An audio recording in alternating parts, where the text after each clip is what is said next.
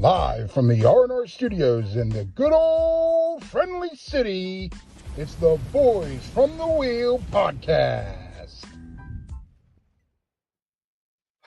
What is going on, guys? Welcome into the R&R Studio for another great episode of Boys from the Wheel podcast. We are now live on all those great places that you see on your screen right now.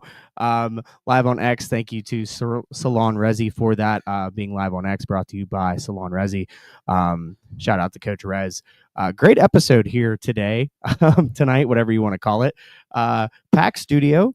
And, you know, it's just been laughs trying to get on the air, which has been fantastic. So buckle up is all I can say, and be ready, because this is going to be something else. So it's a, you know, Boys from the Wheel and Inside the Walls network takeover. Just, you know, live from Compton. Live from Compton. So without further ado, let's just bring everybody on screen. Should we just too sweet now? Yeah, I mean, that's fine. Are we too sweeting? Yeah, sure. That will get us copyrighted. Absolutely. Oh well, it So- is what it is. First off, What up, everybody?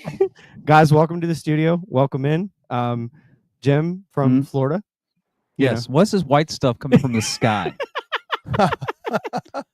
Not a fan. Yep. And then Matt, it you're might used to be- this now. Yeah. So like I told these guys in the car, like I texted my wife. I was like, and I sent a picture. I was like, hey, I came from snow to snow. So I mean, it is what it is. We had a blizzard on Tuesday in Omaha, so that was fun. Yeah. And then Muth comes in today and, you know, stirs the pot. When in Rome. I stirred the pot. My daughter's wrecking her shit downstairs. It is what it is. I mean, par for the course. Shawnee, how we doing, buddy? It's you're missing the chaos. I'm fine. I'm So- doing all right, though. How are you guys doing? So, guys, thank you for coming on. This is awesome. First, we want to cover real quick. The reason you guys are in town is for NAL Game Day. So, Jim, if you want to talk a little bit about that real quick and cover it, we can. What do you want to talk about? What do you want to talk about? It's a show that covers a game that's played in Wheeling. Oh, fair enough. On a day. I'll be here next week. No, I mean, I think it's a cool opportunity that we're getting, though. I mean, like the National Arena League's like fully on board with our stuff that we're doing, and it's just, I would have never imagined 3 years ago when I started my podcast that I've been doing for the Omaha Beef that I'd be traveling to West Virginia to do a podcast. Yeah. Before a game. Hey, Two podcasts. Two podcasts. Technically. Probably 3. And then maybe knows 3 breaking news. I mean, So yeah, There might be one on Sunday. might be Don't know yet. means more than likely. Yeah. Well, it's not about the game. It's all about the show. Right. Like, I'm the main event. Everyone's coming to see me. I mean, Jim always tells me not to put the finger up, Yep. but like, I Yeah, feel like well, you don't have the belt now. I feel like you should put the finger up because, you know, I mean, ouch, you All could have right. took that both ways. it is what it is. This is Preseason. fucking Yeah. Rams. Preseason doesn't count. I mean, We are currently hiring a Was there third co-host for the Inside the Walls. because of me or because my team. I mean, wait, hold on. Oh, I didn't. No, that was them that said that. That wasn't. No, hold on, guys. My phone. Shoot, it's Ricky. if Ricky's watching this, we're all screwed. Oh, we're in trouble. We're the game day's not happening. Like we're, No, I don't we're think- all getting fired. I don't think so. I don't think he's. We'll get a phone call from either Rez or Duffy. Like, really, guys? I'm like, Oh, "Ooh." guys, we're gonna send you back to Omaha, Florida. now you know how Pat McAfee feels every freaking week on ESPN. Right. Yeah. Because he'll do something on this show. He'd be like, yeah, he's gonna get a call from corporate. Then you know, like 2 days later, you see a news report. ESPN not happy with Matt McAfee. I'm like, what? That's Pat McAfee. You think he gives a shit? No, he's getting paid No. what, $6 million? No. I think the total deal was 80. Yeah, he's making insane money for that show, and then just on top of that with WWE, I'm sure he's making 2. Oh God! And 2, then 3 mil? everything else. I mean, yeah, just- he's Yeah, And on top of that, he's getting ready to have that show in Pittsburgh. yeah, yeah. True. yeah. And College Game Day, and he's now. I think McAfee's doing on the road with the show with College Game Day now.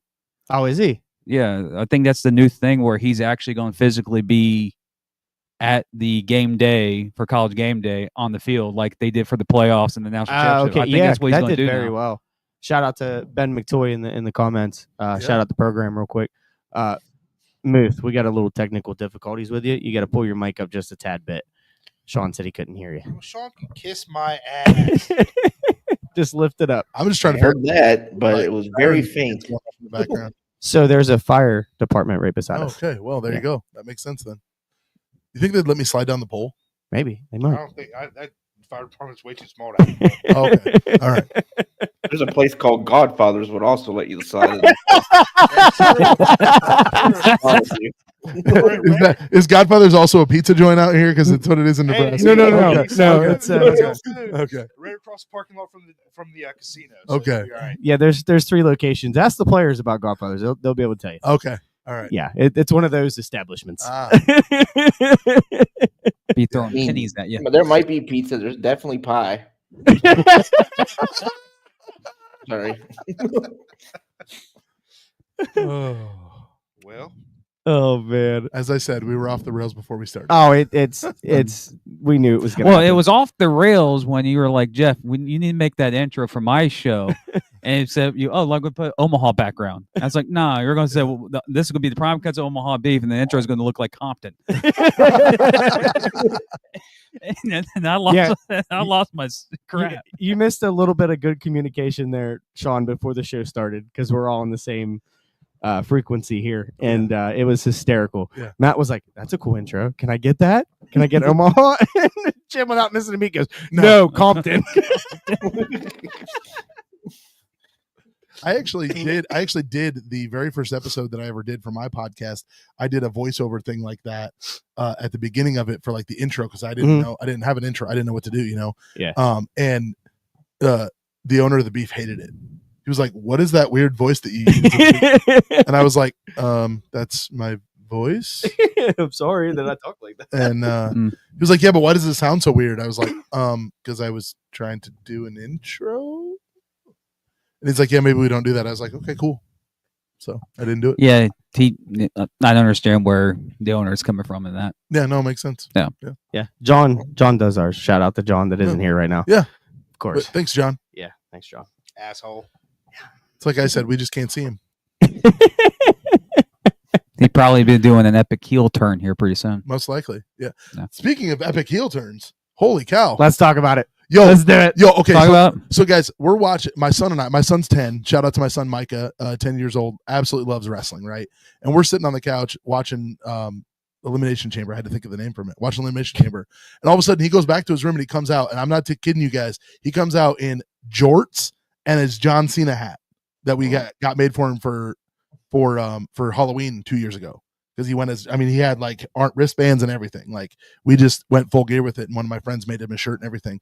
And he comes out and he's all excited. And he's like in the gear and he's like watching the match and he's like super excited. And John Cena wins and he's like, "Yeah, John Cena, all right." And he's like freaking out. And then like they do the whole thing afterwards. And he just, Poor kid. Dad, why did John Cena have to do that? And like literally the whole week, all he's at, "Dad, did John Cena have to do that?" And you can't really explain to a 10-year-old with ADHD, like, no, he didn't really have to do that. Like you just kind of got to let him be in the moment. And that's how wrestling works, right? That's what I love about wrestling. Like it's just kind of in the moment. You've got to let it just kind of simmer, right? And so he literally took his John Cena hat off in the moment and just started stomping on the floor on it. Oh my god. I wish I would have recorded it because he literally was like stomping on the floor on his John Cena hat. So it was crazy. well, epic. Can you say that could be one of the most epic heel turns? And- Absolutely. Oh, it 100% ranks up there for me. 14 years old, Bash at the Beach, 1996. Like it ranks up there Who's with the third man? right. Yeah, because the whole night, like going in and the iconic, leave it to Bobby the Brain Heenan, right? The iconic thing, like Hulk Hogan's here, yeah, but what side is he on? And then Oh. he turns. And from what I've read and heard is Bobby Heenan, that none of those guys knew. Right. None of them knew at all. what was going to happen. So that's what I think was most crazy. But for me, it's right up there with that, because we've seen John Cena be a babyface for 22 years or whatever it's been. So here's a cool fact, and you know this because we've talked about it, but I don't think you guys do. Do you know where the first appearance of Kevin Nash was? West Banco Arena. Yes, sir. Nice. Yeah, Nice. it was actually in West Banco Arena. Oh, Oddly you mean enough. on Nitro? Yeah. Oh, okay. Yeah, the first appearance of Kevin Nash in WCW was That's in that's 19. funny. And WWE execs, I know how you like to troll YouTube and Facebook over 30-second clips, 3-second clips of LA Knight. Yeah. You got to bring an event to Wheeling, like not just a live event. Bring SmackDown or Raw back to Wheeling. I went to the last time they had SmackDown in Wheeling, and that was when Sabu and Rey Mysterio were having Yeah. a feud. That was actually the last Velocity taping too. Oh, was it oddly really? enough. Mhm. Well, I mean, if they can have a SmackDown taping at the Tyson Event Center in Sioux City, which is nowhere near as big as West Banco. I mean, it's literally the size of where the Beef play, which is maybe seats The chicken coop. 6,000 to 7,000. I mean, like, but I'm saying, like, if they had a SmackDown and Hulk Hogan was there as Mr. America or whatever Yeah, in like 2005. the Titan Event Center only holds 45. Yeah. 4,500. Right. So I mean, if they can West have Bank it was there- bigger than the Tyson Event Center. Right. You're having technical difficulties. This is what happens when you don't do podcasts for a while. No. Your batteries start to go. Definitely. It's a rookie move. It- Hey, he's been off the last 2 days. What the fuck? I don't know. You were up here golfing with your daughter earlier. You could have plugged all this. I shit. really sorry. think it's funny that he checked our mics beforehand, but didn't check his own. I don't know. Yeah, well, It is- I didn't figure I'd be talking much. He was too busy preparing your intro video. Yeah, that's right. Yeah. The one Compton. with Got Compton in it. Yeah. Cruising down the street in my 6'4". You're talking about epic heel Rolling turns. down. Another epic heel turn that doesn't really get as much publicity as Cena was when HBK betrayed Triple H. I want to say Money in the Bank, like maybe 10 years ago when they brought back DX and they were going up against, what was his? Cena. Cena was in the match. Yeah, It but was they a- didn't. It wasn't really a heel turn, and it was hysterical because the next day on Raw, they were They talking were- about. He's like, I feel like I got kicked in the face. But that feud right there, but you had Corporate Rock. Everyone kind of knew it was either going to be Stone Cold or The Rock going heel during that time. Stone Cold's heel turn really wasn't. It was lame. It like for me, I remember that when it happened, I was just like really? That's what we're doing Right. with Stone Cold? Like, number one, it didn't make sense. It made zero sense at all because it was just like this guy spent his whole life like fighting against this guy, and now all of a sudden he's gonna, you know what I mean? Like John Cena's thing kind of makes sense if you think about it, right? I mean, he spent 2,384 million days without winning, right? And so now he's like, I think he said it was like 2,300 and some days since he's last won his match, right? And so then he won a match, and then now he's like, I gotta win the championship. And if you go back to Royal Rumble, right, and you watch that post show interview that he did, or that post show press conference, Where he basically flexed Yeah, and said he was that like- I've earned my position. right? Like, look at me, I am who I am, and this is why I'm gonna do what I'm gonna do. We're not gonna see him again for like 2 more weeks at least, Right. until WrestleMania, or maybe even more than that. And then he'll show up and it'll be like, oh, cool, whatever. The Rock will be there, I'm sure, whatever. But yeah, just, I don't know. It makes sense in the story. But then also, like, I listen to other podcasts and I'm like, is this a redemption storyline, right? So, like, is it going to be where Cena shows up at WrestleMania and he's bad Cena, right? But he actually loses at WrestleMania. And then he's like, oh, I sold my soul for no reason. So then he has to do the whole redemption arc of like, oh, now I got to try to win the fans back, and and it's John Cena. So I mean, I feel like there's no way he goes out like bad. yeah, This is a newcomer view on it, but I don't think he goes out bad. Just for all the years that he was that kind of role model for a lot of people, I guess, a lot of kids. I don't see. I think you're going to see. We were mentioning it before earlier. I have a feeling CM Punk's going to be involved with him going back to face. I think that because John Cena and CM Punk have always had a good relationship, even though they've always been considered, the feud with like 10 years ago.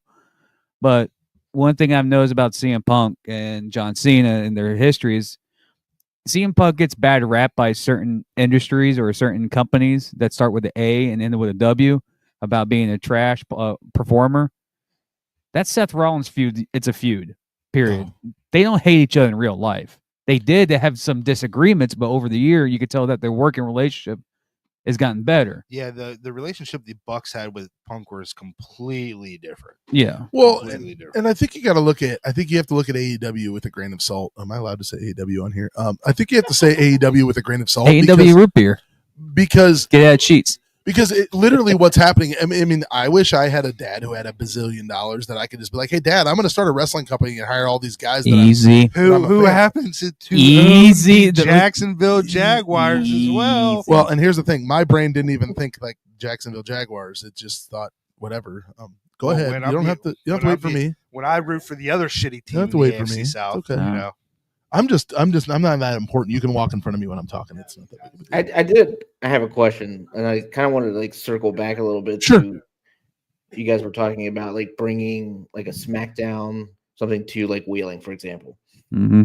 Jeff had sent me a couple videos a few weeks back of like I think it's like Lucha Underground Mhm. back in the day, like Rey Mysterio and I think it was Penta.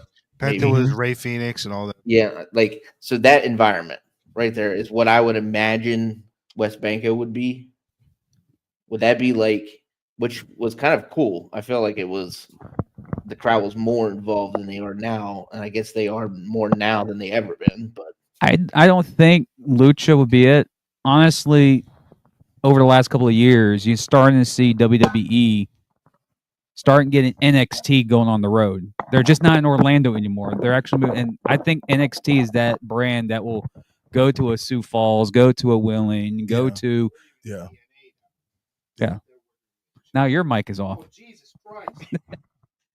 I was going to say, Rookie mistake. I can't hear both now either. Yeah. So I would say that you can on March 19th, the AEW is coming to Omaha and they're running the Liberty First Credit Union Arena. I would say like you could use that as a gauge of what they're doing, but like I don't know that you can because it's a completely different production and completely different thing. But that's the size. I've never been to West Banco, so I don't know how big it is. Like how many people does it hold? 54 something. Okay, so that's about what the Liberty First Credit Union holds, right? But then you got to think they have to black out so much of the arena too. Yeah, That they don't sell tickets for. yeah, but not as much anymore though because their new stage is set up so small now, like Oh, their that's screens, true. you know. So I'm actually going to. I have connections at the arena in Omaha. Funny story. I worked at the Boys and Girls Club for like 10 years, and back in like 2008. Are you taking my mic? yes, Oh man. Oh, hey, I'm still here though. Yay. Anyways, back in the day, I worked at the Boys and Girls Club and we got an email one day from somebody and they were like, hey, we're looking for people to do seat fillers. And they were like, would anybody be interested in this? And I was like, yeah. Mm-hmm. Uh-huh. So anytime WWE is in Omaha on TV, I go for free. Shit, that's a hell of a deal. And I take like 10 of my friends with me. Oh, yeah. And it's awesome because we get free tickets. We're on the floor. Basically what you do, I'm probably going to never be able to do seat filling again after this, but it is what it is. But basically what you do is you literally go and you fill a seat. So if there are a bunch of empty seats across from the hard camera, the guy comes over and goes, hey, there, and there, go. And you go sit in those seats. And you sit there until somebody comes back to the seats. And sometimes people are jerks. Like one night I was there and I got a front row lower bowl seat, which is like prime seat, like literally right in the middle, right across from hard camera. My friends were sending me text messages all night long, like, hey, I see you. And this guy, like on the next, like at the end of the aisle, he was like freaking out because I was sitting in this seat. He's like, oh, I spent $80 for this effing seat and this guy just gets to sit here for free. And I just turned around and looked at him like the guy said, and I said, I work for WWE tonight. And I held up the wristband that they gave me. I don't fucking care who you work for. They bring in these people and they give you guys these free seats and we pay for all this stuff. And it finally got to the point where I had to call. I think the guy's name is like Steve or something. I was like, hey, Steve, you need to talk to this guy. He's like, there's literally a kid right next to me, 5 years old. And this guy's like dropping F-bombs right in the kid's ear. And I'm just like, hey, Steve, and called the guy over and he went over. Basically, Steve is the size of some of the wrestlers in WWE. Mm-hmm. And he basically went over to the guy and went, look, this is what we're doing. If you don't like it, the $200 you spent for your seat can be used to kick you out. And the guy went, "Oh, I don't want to leave." And so Steve was like, "Then shut up." Yeah, he just wants to fucking bitch Yeah, about everything. he just wants to complain. Yeah, I spent my hard-earned money, and this guy, like, Why is it always Steve? It's always Steve. It's always a woman. Steve. It's a Karen, and it's for a man. It's Steve. well, no, this guy, the guy that worked for WWE's name is Steve. I don't know what the old guy's name was who was missing half of his Walter. teeth. Let's just call him Kevin. Kevin. Hey, so I saved everybody. Everybody has fresh batteries in their mics. So Hey. So Even no, Jim? so Well, no let's for start the show. Monday yes, no for Monday. Brand new batteries. batteries, brand new energizers for Monday. Is there something important happening Monday? Yeah. Oh, we talked about that already. My bad. Technically, we didn't talk about it. We went straight to John Cena. Yeah, that's true. Yeah. That thing? that thing. Yeah, that thing. Okay. Yeah, that Yeah, by conversation 10 lasted o'clock, 30 miners seconds, will be and then 1-0. shit went south. Yeah, no doubt. But I mean, that's pretty typical. I've heard. So yeah, so let's run back to that. I feel like we're like Sorry. way off. Yeah, Running. Have you looked at me? No, stop it.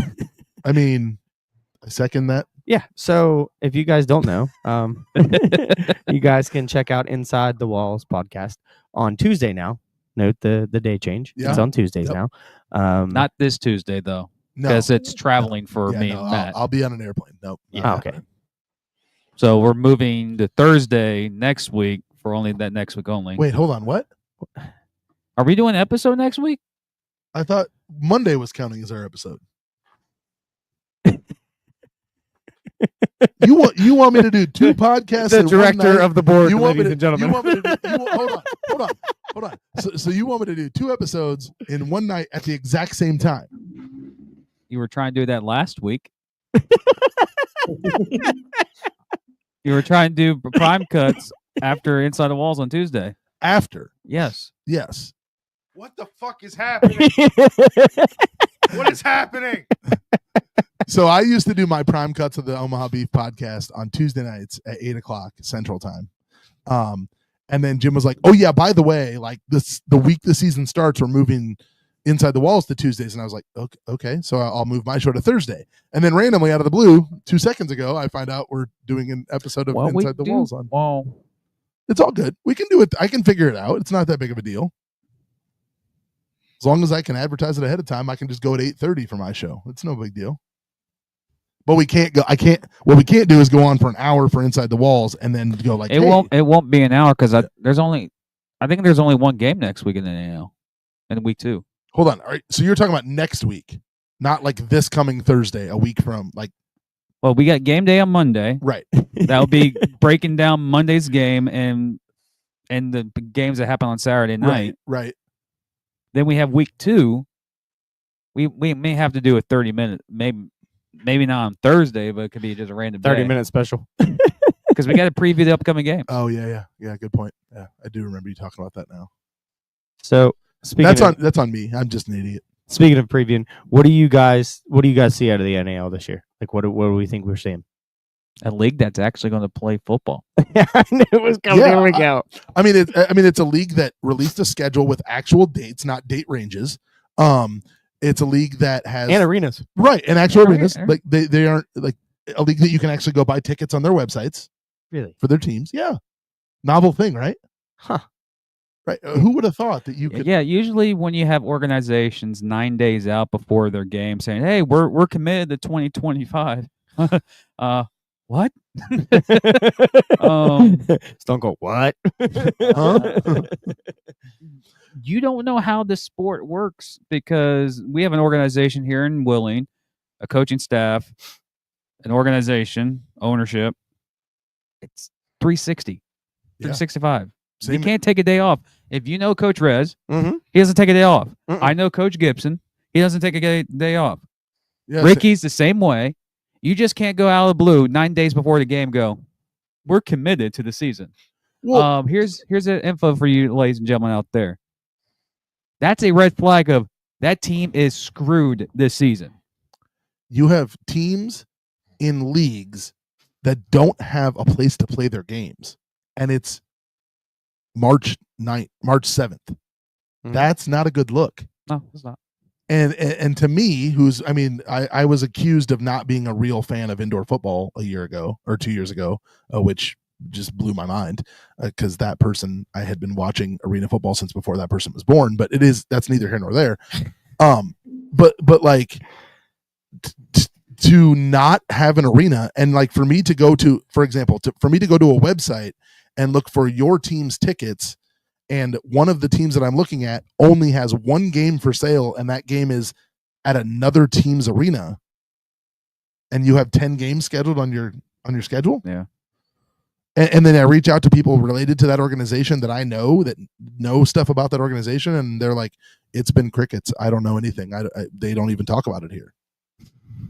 Well, we all work. Everyone in this screen on this show has worked in this industry. Yeah, we know what happens. Or going to work. Yeah. Or going. Yeah. These two are new to the scene. Well, guys are going to learn. No. Well, I worked for the Nailers for a little while, so. Well, it's still minor. Yeah. It counts. Yeah. I was game I day. worked Yeah, in he was game day television. ops for the Nailers. Day off. I worked in TV news. I'm good. So you guys, you learn in this sport, especially in the indoor football. Matt will know more. Same with me. Sure. And Jeff has been associated with a couple of teams. It's one thing about this sport that irritates the crap out of me. And I see it every single year.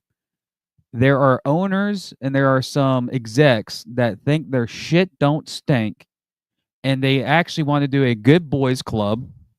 Like, you're not invited. Well, if they do listen to this, the reason why you formed that good boys club team league is because you were left out of the club. So to the players who may run across this video, do yourself a good justice. Go do research of the organization that you're playing for. Go act like a fan and go buy season tickets or even buy tickets.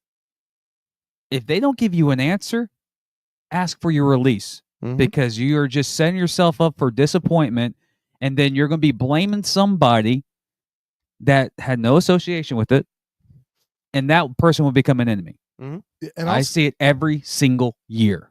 And I'll say one thing to back that up, and then I'll go back to your actual question about the league, right? Oh yeah, that's right. I've always right. I mean, squirrel. Squirrel. Fully undiagnosed. Anyways, but see, my brain right now is even thinking about, what are you trying to talk about, Matt? No, but I've always lived by this philosophy. If it sounds like a duck and smells like a duck and quacks like a duck, it's probably a duck. I thought it was Affleck. You know what I mean? No, but I mean, does that make sense, right? I mean, if it sounds too good to be true, it's probably too good to be true. Yeah, it probably is. You know what I mean? So I mean, I think there's that. What do I think about the NAL in 2025? I think NAL in 2025 is going to be the most competitive we've seen in a long time. I'm not going to pretend that I paid attention to the NAL before the Omaha Beef were a part of it, because I didn't. I knew of Jacksonville, I knew of Orlando, and a few of the teams that were in it. And I knew that it was the arena game mixed with indoor football a little bit, I believe, right? I think they still had the nets and stuff like that, right? Which I, as a fan, never got to actually attend an actual arena football league game, because I lived in Northwest Iowa. It was like 4 hours to Des Moines was the closest. And so I never got to go to an actual arena, like AFL, the original arena football league game. And I always thought those nets were awesome. And so when I heard we were getting them last year in Omaha, I was like, yes, this is great. This is going to be awesome. Obviously I had no idea what it was going to cost or entail or anything like that, you know? And I thought they were really cool. I understand why they're not using them anymore. Right. And I understand, I get that. But I think what fans are going to see is they're going to see a product on the field, a product on their screens on YouTube and Right Now TV, which is just huge. I mean, Right Now TV is a big deal, and not enough people are talking about how big of a deal it is unless they work with our organization. And I just think the NAL is gonna open the eyes of a lot of people this year, and then just grow from there and just build into a bigger and better product as we move forward. That's my honest opinion. I'm looking forward to the quarterback play. Yeah, there's one behind you. Definitely. Yeah. Well, and I think the word you had to look. Come on. It's Grant Russell. You knew 12 was back here. Right. For sure. Is he on vacation? He will be here for week 1, all right? He's doing a luau right right now. Does he have the grass skirt? I and hear everything? it's I hear it's good right now in Hawaii. Yeah, no. Yeah, quarterback play. I think what I think is going to be insane is watching the defensive lines. Mhm. There's a lot of you guys got that guy from Penn State. What's that guy's name? Barber. Yeah. Damian Barber. Barber's going to be a stud. Omaha's got some studs. What Jay Wash and Rock are coming back, Yeah. and then DeAnthony Hall Steele is also going to be really, really good. Fun to Giggs. watch. Gigs. Yep. A lot of guys that are. I mean, I actually could. By the see way, that- he reached out to the podcast. who did? Gigs. Okay. He Cool. said he said thanks for the recognition. Yeah, absolutely. Yeah.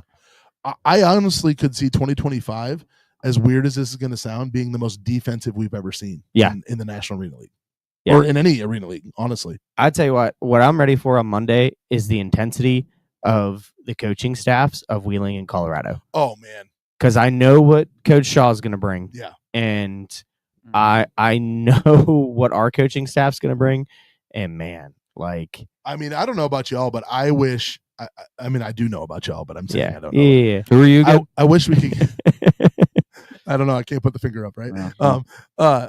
I wish we could get that Omaha Wheeling matchup. I see, as much as we talked about it, I thought they were going to pull the strings. I thought that was going to be week 1. Yeah. But they couldn't get it the way they wanted to. Yeah. And I think the thing is, with that, you guys got to drop a banner. We have to drop a banner. Yeah. So it's one of those things Yeah. that, like, I don't know. It got And, a couple people excited because when we did that podcast with Rez, Yeah. he came in was like Wheeling Omaha week 1. Yeah. And I was like, well, Oh no, it was a talk. yeah. It was a talk for a long time. Like that was what they were trying to do. I don't know this for 100% sure, but I'm pretty sure that's what they were trying to do because they wanted that matchup. But then it's like, how do you decide who hosts? Right. And that's the Right, problem. yeah. They wanted the matchup, but they realized that the National Arena League had 3 incoming champions. Yeah. And 3 incoming champions that need to drop their banners. Well, and that's like, unfortunately, the game that COVID took away from us was supposed to be the Rough Riders and the Sharks. Here in week 1. Willing. Yep. And I was coming up with the Sharks too that year. Man, that was going to be a hell of a game. Those rosters were ridiculous. Yeah. It would have been Arvell Nelson versus Tommy Grady. Yep. But Yeah. I think the wild card in the NAL this year, and I think we've talked about it a lot on Inside the Walls, is the expansion teams. Yeah. Because we've seen Beaumont. Like I know Coach Solomon. I Mhm. mean, he played for the Beef. He played for the Texas Revolution back in the CIF. Like I know that he's a great player, but what's he going to be like as a coach? Right. You know, and that organization, like we saw their preseason game a little bit just from pictures and videos, but like we don't know what they have. Yeah. I mean, we've seen some of the guys on the field. Like I will tell you right now that Denarius Antoine for Shreveport is a dog. Yeah. He is a dog They have Dio DeSois, too, that Okay. played for Wheeling last Yeah. year, for sure. who was the D2 Defensive Player of the Year 2 years ago for Seton Hall. Yeah. So, yeah. And I also seen that, and I don't know how true it is, but I seen they're getting different turf. Yeah, they actually are debuting that turf on Saturday Perfect. against the Beef tomorrow night. Perfect. Yeah. Because that Wichita turf is not it. Yeah. Well, so the fun fact about I- that Wichita turf, though. I want to mention something about the Wichita turf and Go ahead, and yeah. for the listeners here, the Wichita turf is like what you like to call a turf that's been used a lot It's by like it's like It's like my daughter's play it's, mat. yeah, it's like if we were playing on that playmat over there. oh yeah, Yeah. I've seen that turf in Wichita, Iowa. No, that wasn't Iowa Barnes. That was the Rampage had some carpet from Lowe's where you No, get they- on out. actually, fun fact, they bought that at Menards, and it was the wrong stuff. But they were like, we don't have a choice; we have to put it down. So that's what they put down. Wow. They literally bought rolls of like, Indoor outdoor carpet. Yes. And if you if you watch the game, go back and watch that game. It's on YouTube somewhere, right? And No, if it's you go- no longer on you. They deleted Oh, okay, everything. they deleted it. Yeah. But when you watch that game, I remember turning that game on YouTube, and my wife looked up at the screen and went, "Why are their end zones brown?" And I went, "Honey, that's supposed to be red." And she goes, "That's brown. It looks like someone took a No, crap what- on their field." What's funny is when they had one camera in that game, and every time Iowa because they were playing against I would think was it the It Omaha. was the Omaha Stockman, The- the semi-pro outdoor team there. Every time their receivers were going in motion, you see the carpet roll up, Yeah. and they had Oh my their God. guys go out there and flatten it out. Yep. And Yep. what really aggravated me is Council Bluffs or either Omaha or Council Bluffs' news station came on and said, "Look at the new state-of-the-art field." And I remember texting Matt, This doesn't look like state of the art. Yeah, no, I don't. Yeah, I know that what I was told was that they went and bought that field or they ordered a field at Menards and got the wrong stuff. And then they were like, "Oh, what do we do now?" So they literally laid it down and they literally spray painted it red. They didn't like use good paint. They spray painted it red. And if you looked at it, they had the most generic like athletic looking, like it literally looked like, okay, you just took a giant stencil, like, a stencil pack you buy for school, and they spray painted Iowa in the middle of the end zone. But this big. What was funny is the Omaha or Council Bluffs news station said this is state of the art field. I mean, of course they did. If you got tackled on the field, you're going to the ER because you just broke your collarbone. Well, and that's the funny thing that you say that, because that I know for a fact that turf from Wichita, that when Wichita had it the last time, they would put it down on straight cement. Like, not like in a hockey arena where they put like those plastic pieces up. Too, right? Yeah. Well, they did that one year, and then they put the kibosh on that because they were like, "No, we're not." You know what? You know what's sad? Even though the Miners went from the AAL2 to the NAL, every team that I've seen the AAL2 have, their fields were 1,000 times better than what that trash was in Iowa. And they're indoor soccer facilities, but they're still better. Yeah, it's like, still better. I'll tell you what, and this is a shout out to AJ Roque over in New Jersey with the Bearcats. Mm-hmm. He has everything going. The only thing is he cannot find an arena. He doesn't want to take the team to Trenton because nobody wants to go to Trenton. They're very expensive, and the owner and the managing group in Trenton doesn't. No fans. They can't get fans in there because nobody wants to go. Well, I mean, it's Trenton. Well, Exactly. here's the thing. There's Trenton, right? Why don't you just go 40 miles north into Pennsylvania, also known as Lehigh Valley? Well, there were talks about that. That's a market that loves their football. And he's a former quarterback for Lehigh Valley. So there was talks.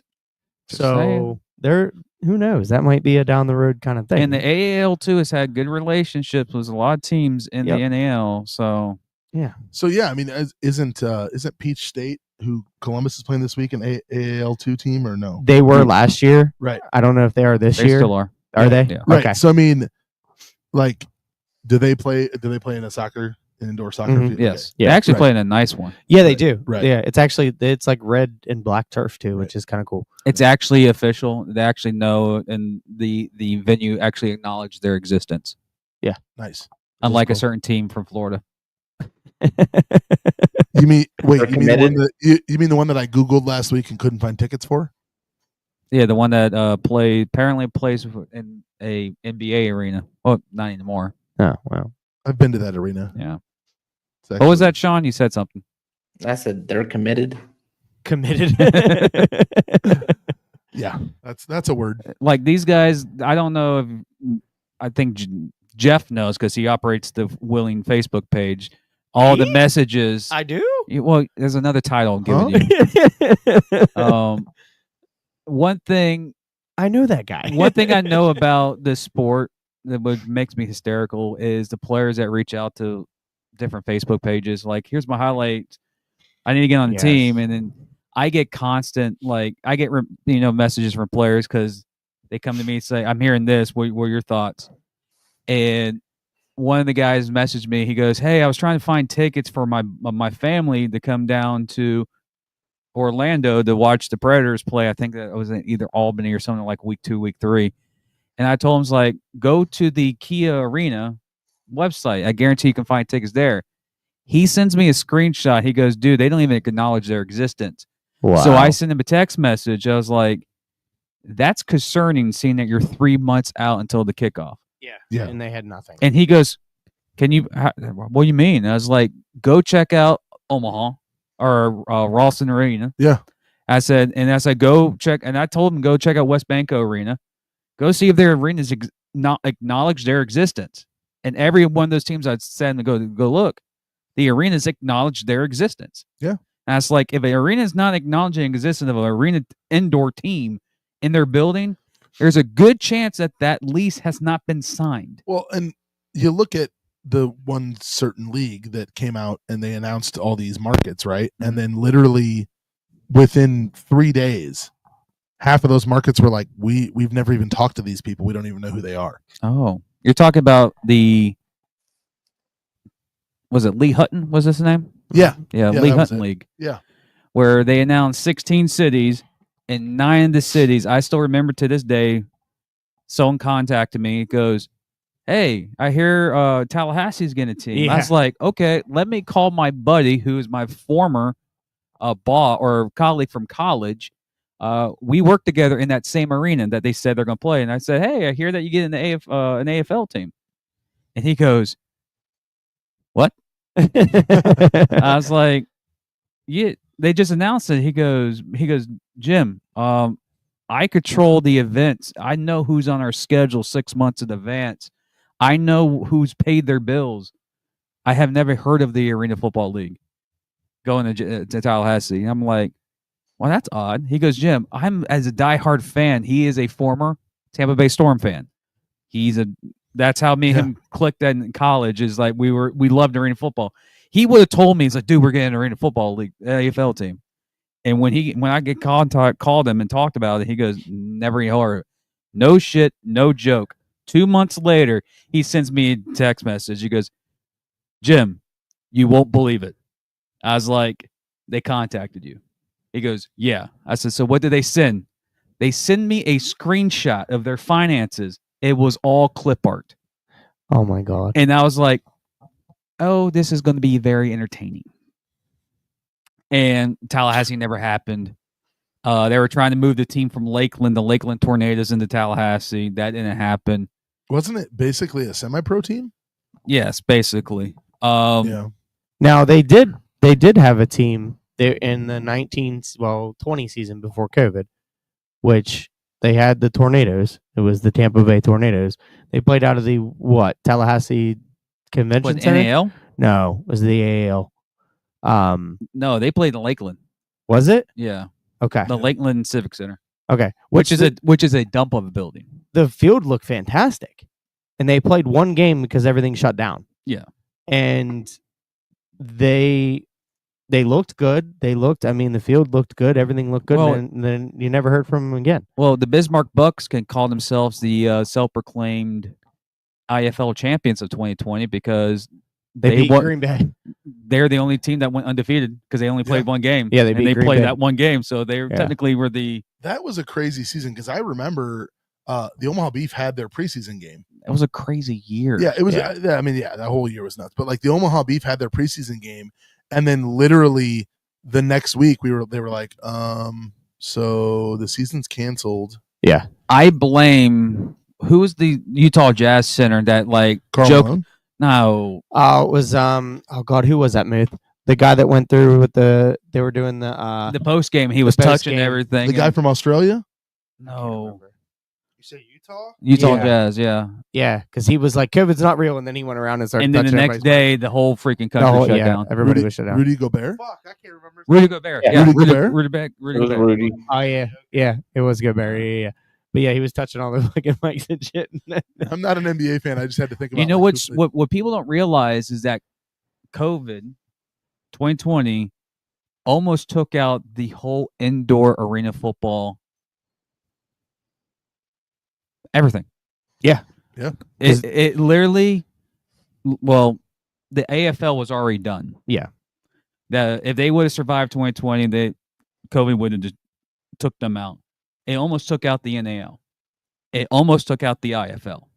Like we're 2025, and people are talking about how, why is sports not growing? You're lucky we have the sport because it almost got wiped off the map.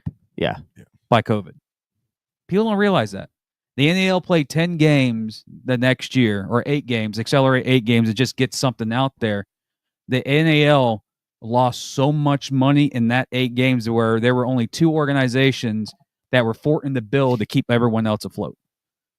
The IFL the IFL only had like 1 team that was footing the bill over because at that time, certain arenas were not allowed to have fans in the stands. So Right. Jacksonville was 1, Carolina was 1, Arizona was 1, the Iowa Barnstormers were 1. Like only certain arenas can have fans, where you had other arenas that had 10 people. And you know dang well you're not keeping the franchise alive with 10 people in the arena. Our rule was what? It was like you could do groups of 4, and then you had to have 3 seats in between, and then it was like you had to have a row in between that. ViStar had the Sharks averaged 8,000. Luckily for us, the arena agreed to open up the upper deck, so we still averaged 8,000. Yeah. So, but it was spread out throughout the arena, so it had 3, 4, 3, 4, and then 2 rows, 2 rows. Yeah. So it was spread out, but you're looking at like Albany was restricted to only 1,000 fans in a 20,000 seat building. Well, that was New York. Right.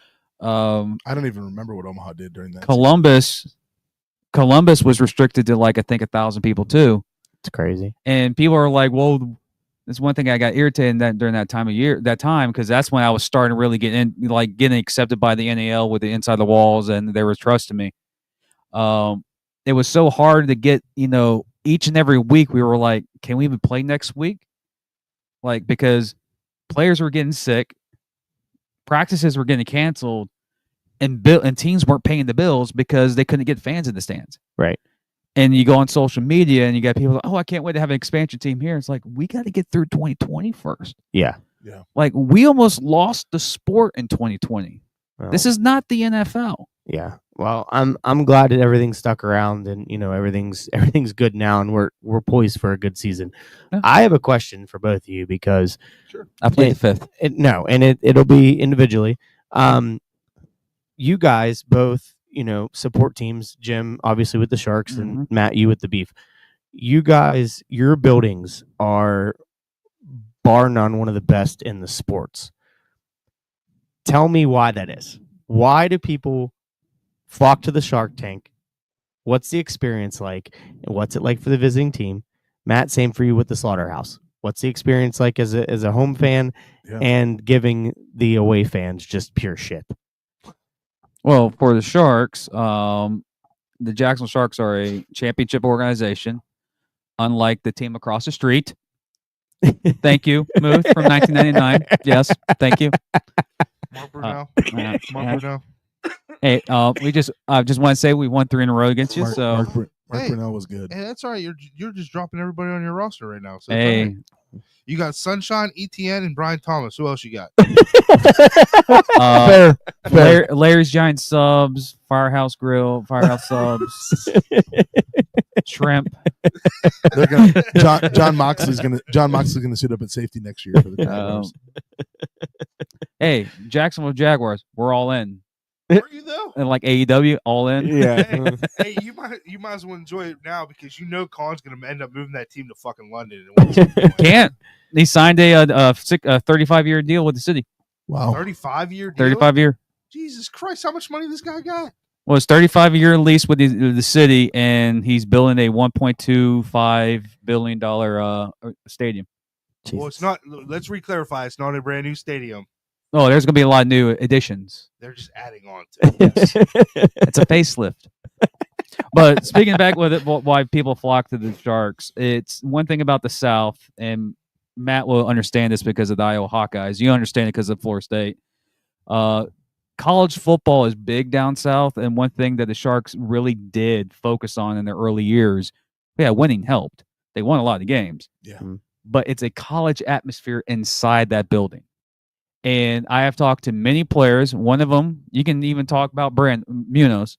He will even mention that Jacksonville is that college type of atmosphere. Like, the fans are into it.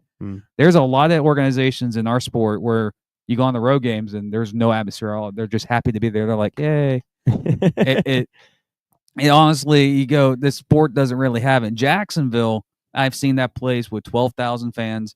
I've seen that place with 6,000 fans. When Jacksonville is winning, that place is hopping. It is hostile. I've heard players say, I hate going to Jacksonville because the fans are in your face and they know the game. One thing that I notice about other arena venues, the fans are just there to have fun because they think it's just to have fun. They don't know this game. They don't know the sport. Jacksonville, they know who the Sharks are. They know who our rivals are. Yeah. They're into it. And also, it's when you win championships in a city like Jacksonville, it helps. But one thing I know, you guys who knows here because of the Miners and the Nailers, the Icemen who play in the same arena, we average 8,000. They average 8,000. Jacksonville is a big-time sports city. Mhm. It just doesn't get the recognition that it deserves. And yes, I know we just made jokes about the stadium. People don't realize that we get bad rap because of our stadium, but we're also in the top 15 in attendance in the NFL. Our stadium's too big. Yeah. Everbank Field, 69,000 attendance. That's like top 10 in the NFL. And the new renovations making it a little smaller, making the dome. But one thing about the Sharks is they really won early as an organization, got the fans, brought in the college atmosphere, and just fed off of that. And now this is their 15th year of existence. They got 4 rings. Our hashtag this year in Jacksonville is one for the thumb. And we have a good team, good organization. Caleb Barker's returning. You got Vander coming from Quad Cities. You have Bell coming from Quad. And you have a defense I think is going to be the threat for Jacksonville, but it's a college atmosphere. That's why I say about Jacksonville is winning helped early. College atmosphere came in, and it just kept from there. And winning helps heal a lot of things. Matt, it's the cowbells, right? Some of it's the cowbells, but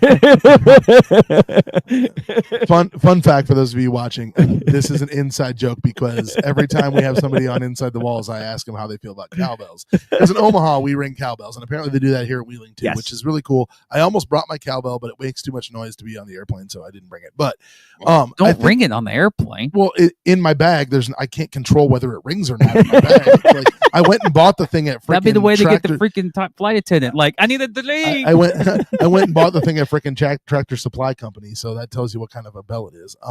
But I think for Omaha, it's one of those things. It's been around for 26 years, right? And what's funny about Omaha is I'll talk to people and I'll be like, "Hey, I work with the Omaha Beef," and they're like, "That's still around." That's what aggravates it. You know, freak out. right? And so I mean, that's the heart. But then you look at the crowds, right? Yeah. And then it's like, yeah, look at our crowd. You know, I mean, like. We had what I think we had most of our go ahead. There's a question about speaking of crowds. I know we may not have a lot of Omaha people, but I see a lot of stuff's like the reason why you guys are in a Ralston Arena is because you don't pack the building. But you can confirm this. If Ricky wanted to go to another arena, especially where it was Omaha University, that's a little north. Yeah, they wanted to go to Baxter Arena. Yeah. Do you think the Beef can still put 8,000 in there? That arena basically in its lower bowl holds the exact same amount of place or seats as Ralston Arena. So basically, you just answered that the narrative going around and said that the Beef can't put more fans in the stands because the reason why they play in the Ralston is because they can't attract more crowd. It's BS. They can actually pop a crowd. Oh, absolutely. I mean, I've seen it personally. Last season we sold out like all or six out of our 7 home games. Yeah. Now, whether all those people showed up or not, I can't control that. Right? What is it, like 5,000? I think it's a 5,400 seat arena. Yeah, that's not bad. You know, but that's my thing. I would rather just to chime in a minute, but I would rather have that than like the Power did at PP&G, and they had it's too much. They had 10,000 fans, which is great, but it looked like shit because they had the building's too damn big. But if you look at okay, well, I'll get back to the question. But if you look at the Iowa Barnstormers right now, they play at Wells Fargo Arena, right? Right. But what you don't see is the entire upper bowl is blocked off. Right. The bottom half of the Wells Fargo Arena is literally the Liberty First Credit Union Arena in Omaha. Right. I mean, it's literally what it is. It's literally a small venue that is perfect for what it is. And you go to those games, and yeah, people are spread out. They have their sections they want to sit in and all that, right? A lot of that has to do with the price of the tickets. The tickets on the sidelines are more expensive than the tickets in the end zone, right? But I think unless you know a guy. Right, unless you know a guy. I think the thing with Omaha is Omaha's been around so much, and they're so involved in the community. Like, especially with Ricky, that's one of the big things that Ricky does. Like, we just had guys the other day, like Marcus Gray, who was on my podcast yesterday. Literally, I texted him in the afternoon about the show, and I just said, "Hey, will you please confirm that you got this message?" And he's like, "Yeah, dude, I got the message. I'm sorry I didn't respond sooner. We were at an elementary school reading to kids." So I mean, like, but that's the thing. Like, what for me, what kept bringing me back, right, and what brings people back when I invite them. I've invited many people over the last however many years that I've been a fan of this sport, right? And every single time I've invited someone to a game, they have come back and they said it's because I didn't feel like I was at a football game. Right. And that's what happened to me. The first time I went to an indoor football game, ironically enough, was in Sioux City, Iowa. And the reason that's ironic is because Sioux City is That's our your biggest biggest rival rival. right now. Yeah. But when I grew up, where I grew up, Sioux City was an hour from where I grew up. They had at the time they were called the Attack. And so they had a famous former Iowa Hawkeye player. That's why my dad and I went there, named Matt Hughes, who played linebacker for him. Right? He might have, I don't know, he might have played quarterback. I can't remember, but he played a position. And we hope, right? He played, That's yeah. two massively different positions. Correct. I know. I can't remember though. I was like 12 years old. Okay. So Come to sorry. find out, he's a kicker. he's not a kicker. He's I'm just just- Hunter. No, You never I'm just, seen trying the to think- field. I'm just thinking about it because the Matt Hughes that I remember playing at Iowa was a quarterback, Mm. but I swear that he played linebacker in Sioux City. Well, probably. I mean, it's not Right. unheard of. I Right. mean, Arvell Nelson, everybody. Right. Yeah, for sure. Like- For sure. But I think so. I Hell think of a that's Mac. the thing. Like every person that I've ever invited to an indoor game, they've come to the game and they've been like, "Wow, I'm coming back." Mhm. In fact, my boss went to a game last year with his wife. Yeah. Had never been to a game in his whole life. He's from the Virgin Islands. He was like, "What is this?" And I said, "Hey, come to a game, check it out. Like, you'll love it." And he's like, "Okay, cool." Brought his wife to the game, and I was like, "What'd you think?" He's like, "This is awesome." He paid $100 for his son to play in the Omaha Beef Flag Football League this year, and is now getting season tickets That's awesome. because his son's getting a season ticket. That's awesome. And so I think that's part of it. I think also, and this is literally how I describe it. Somebody's like, "What's arena football like?" And I'm like, "It's literally like you show up to a rock concert and a football game breaks out." Yeah. And that's what it's like. Uh-huh. We had a freaking drum line at our game on Saturday. Sunday. Now, it was loud as shit. Uh-huh. And I was like, "This is ridiculous." And I was plugging my ears, right? But literally all over social media. Wait till Monday. Yeah, I was gonna say Literally all over social media. We have our What were the comments? My mom never comments on anything on social media when it comes to the Omaha Beef. This time she commented, she said, bring back the drum line. It was awesome. I bet you, Ricky being the mind that he has. After that, and seeing Wheeling's mind line on Monday, you guys will have a drum line next year. We tried a drum line last year or the year before. Here's the issue. The way that our arena is built, it doesn't work. Ah, So number one, I think there were some logistic issues of where they wanted to set up and everything like that. But number two, it's just the echoes in that building that we have Yeah. are just way too like it. And that was why I literally was like, this is great and they're awesome and they perform well and because they dance and they do all that stuff with their drums, right? And they're Right. always at the parades and stuff and they're great. But I just thought it was really loud. it's not good for like concerts or anything. Oh, it's a good concert venue. I think I've been to the one concert there, and the concert I went to was great. It was awesome, but it's just something different about the drums and the way they sound. What would be cool to put them at is where I don't know what's north or the west side of the stadium, whatever. The upper section behind the goalpost. Yeah, that's where they put them a couple years ago, and for some reason, I don't know if it was more of it that it didn't work or it wasn't, but it wasn't what Ricky thought it was going to be, Yeah, right? okay. And so we just didn't bring them back. I right? hope Colorado likes drums because they're gonna hear. I've heard about Wheeling's drum line here, Yeah. and yeah, I'm interested to see what it looks like on Monday. Yeah. So. So he's putting them directly over the. Yeah, and you know, Midway team. and I want to talk a little bit about you were Yeah. bringing up the attendance, right? Yeah. And so there's a lot of people in Omaha, like Ricky went out of his way last year to announce all the sellouts and all this stuff, right? And there's a lot of people on social media and all over the place. Like, number one, social media is terrible. It just is. Like, it's great but terrible at the same time. What right? the heck? I'm just saying, My like, job, man. I understand. Okay, it's terrible in that there are way too many keyboard warriors that would No, never ever say the things that they say on there to Use someone's the person. correct term. Trolls. No. Facebook reposters. There you go. Facebook There it reposters. is. Yes. So number one, if you're going to post something that someone else posted and that is their work, give them credit for it. Yeah. If you see this, you know who I'm talking to. The guy who doesn't do that. Yeah. Jim.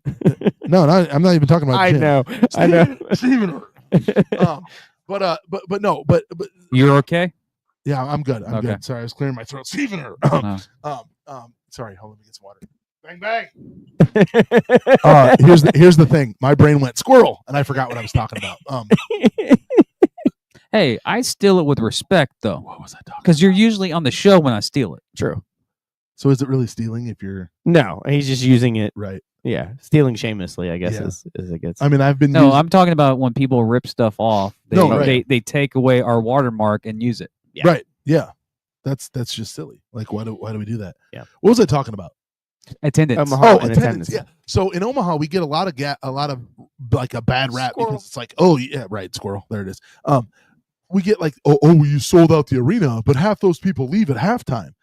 Okay, like We what? still paid the money to go to the Right, game. but those tickets were still sold. Like, yes, we had 300 dance team members and their families at the game, but all those families bought tickets. Right.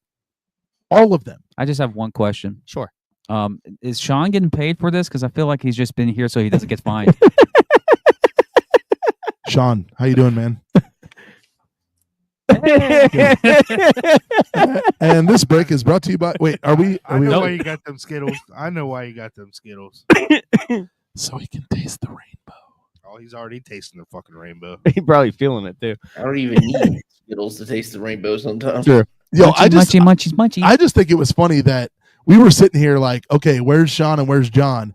And our boy Muth over here like FaceTime calls both of you. Neither one of you answers, and then you text and you're like, I'm in the shower, and literally 5 seconds later you're on the stream. Yeah. Jim's like, I heard a ding, and I was like, a ding? I wasn't expecting anybody, so I go over and look, and you're sitting in the green room, and I was like, holy shit, okay. Hey, for all we know, you could have been sitting there without a shirt on. You could have been sitting there butt ass naked. It'd be Boys from the Wheel after dark. After dark. Oh yeah. About Venus I'm sitting there listening to music. The phone's Hello, close to the shower. ladies. Hello, ladies. I just tell Well, Siri Sean, what to do. You got called out, so now you have to ask a question to the Yes, Well, I Not me, think not me, them. Yeah. Them. You see me too much. Them. How What do you much got of for us, Wheeling Sean? have you seen? So we'll talk about that. So you guys know where my house is at. It's on top of the hill, and we get out of the car, and they're like, "That's your view?" And I was like, "Yeah, we were just on that bridge." They were like, "Holy shit!" So technically, we've seen the whole city. Yeah, Technically. There you go. All right. Yeah, because it overlooks everything. But I mean, so- where have I been to in Wheeling? What's the address here? well, you've been to was it Furling? That place wasn't in Wheeling. The Huh. Axe. That Oh wasn't no, in that's Wheeling. that's in Ohio. That's in Ohio, That's bro. Morristown, No, that- Ohio. That's Ohio. So you went you went all the way over there. Now Yeah. you're over here. Yeah. So yeah, I mean, like Jim and I were both talking about it. Like we've both in the last 2 days each been in 5 different states. I mean, in the last 2 technically, if you days. go about 7 minutes that way, you'll be in PA too. So. Well, that's what they got picked up Yeah, in Pittsburgh. we got That's picked up right, in you Pittsburgh, go to yeah. Pittsburgh, And then Matt had layover flights, so Yeah. they've been in different Yeah. states. Today all- alone, I was in 5 So- states. He was in 5 yesterday. Yeah, I was Jackson. I was in Florida, Georgia, Pennsylvania, West Virginia, Ohio. Now, how many times has he been in West Virginia and then Ohio and West Virginia and then Ohio? Like I don't know because he was with Rez all day yesterday. So probably a million. Yeah. Probably lost Yeah, count. probably. Yeah, yeah. But that's what's crazy is these bordering states is how close it is. Literally, like You can be within 3 states within 10 Yeah. minutes. Is there a place where you can stand in all 3 states? No. no. That would be sick. Mm-mm. I know a place where you can stay in 4 states. I know a place you can stand in 2 at the same time. Yeah, but- we visited there when we came back from Georgia. Because you can, it's Georgia, Carolina. No, No, I'm it's- talking about it's in Arizona. Arizona. Oh, the yeah, Four Corners. Yeah, Four Yeah. Corners. And the one I'm talking about is Tennessee and Virginia. We have Okay. we have a bridge in Omaha that goes into Council Bluffs, and there's like literally a line painted, and you can stand. Okay. Oh, Yeah. that's cool. Well, I mean, technically, I guess you could stand in the middle of the bridge on the island. You can be in West Virginia. or Yeah, I tell you what's the same cool time. thing is in Cincinnati when there's On literally Kentucky. the right Kentucky border, the stadium, Cincinnati Bengals Stadium. There's a bridge right there that you can literally walk to and walk into Kentucky. Sean knows all cool. about the Hooters in Kentucky. You want to ask him about that? I'm glad they're bankrupt. His reaction right there sells Sean, it. Sean, can you I'm tell us glad they're about the going Hooters? bankrupt. Let's just Was say that was a Nailers game, Cincinnati? That was the Cincinnati Cyclone Nailers game, and we went to Hooters afterwards, and Shawnee almost had an accident on the side of the road. Did you? Well, I was had to after a shit. win or a loss? That's the question. No, it at that point it didn't matter. The real question is, did they have good wings? I wasn't there. I don't know. I guarantee there were thighs for days, though. my Thighs, friend, breasts. that's what I had. I had the wings. Yeah. And then a squirrel died on the side of the road. Okay. Why are you eating squirrel? Squirrel. I'm not. I shit all over a squirrel. You heard it here first. Oh, folks. it's one of those type of. Yeah, he would yeah. have definitely broken the Yeah. porcelain. So I'm curious. It's your Sure. show, but I'm going to ask some questions. Absolutely. So I've met you obviously, Yeah. clearly, but I don't know a lot about you, right? Hi. Hi. Yeah. I'm Matt. That's Nice to meet you. hell. Are you from the Cleveland area? Like, No, so I'm not. because But because you choose to be a Browns fan. I do, and I'm loyal, so there's that. So Oh, Jeff, God bless you. Yeah. So here's the You cool too, thing. Sean. I know your Sure. pain. I know your pain. Yeah. So here's the cool Oh, I thing, do too. actually. I don't know So if you do. I don't know. my if you pap- do. yeah, my pap grew up and played football with Lou Groza in Martins Ferry. okay. So that's where it came from. okay. And my pap, for some odd reason, if Cleveland had a team, a sports team, he rooted for him. Didn't matter what it was. If they had a water polo team, he would root for him. Nice. It didn't matter. Like anything, basketball, baseball, anything, even if he didn't watch it, he still liked the Cleveland team. Didn't matter. Wasn't a huge basketball fan. Loved the Cavs because they were Cleveland. Like Mhm. that's just the way he was. I was probably 6 years old and could tell you the entire starting lineup for the 97 Cleveland Indians at 5 years old. Oh, that'll be a question right Wow. there. That's crazy. Because do you is that- recognize the Guardians, or you still call them the Indians? I still at heart call them the Indians, but it's kind of growing a little bit. Sean, you've kind of embraced it a little bit too. Major League, the greatest baseball movie ever made. Harris, the pitcher, is over here on the corner. Okay. Cool. Yeah, he's a bobblehead over there. But yeah, so that's the story behind that. And then and I get this question a lot too, is where in the hell does the Florida State come in? Yeah. Right. So It's just because you're friends with Jim, That team right? sucks, right? no, dude, Oh. you'll get beat up. Like What'd you say, Sean? I said that team sucks, right? you do know we're all going to be in person Monday, right? I mean, Here's the thing, and I'll go off on a tangent for a moment You're if I good. can. They got royally screwed when they didn't get into the playoffs. Thank And you. I'm an Iowa Here- fan, right? here I'm an we Iowa go. fan. They got royally screwed. There's no reason a team and yeah, in a Power 5 conference shouldn't be in we it. got royally screwed. And when people say, "Oh, it was just a Jordan Travis team," yeah, who won the Defensive Player of the Year award in the National Football League, Yeah, rookie defensive player of the year, and who was second in the running? Brandon Fisk. Okay, thank you. No, it was just a Jordan Travis. I'm just saying team. they should have been in. That's all I'm saying. So why Florida State though? Yeah, that's So my my stepmom at the time met my dad, and I was around 4.5, and she come from Florida, and she was a big Florida State fan. So I grew up an Ohio State fan because we were in this area.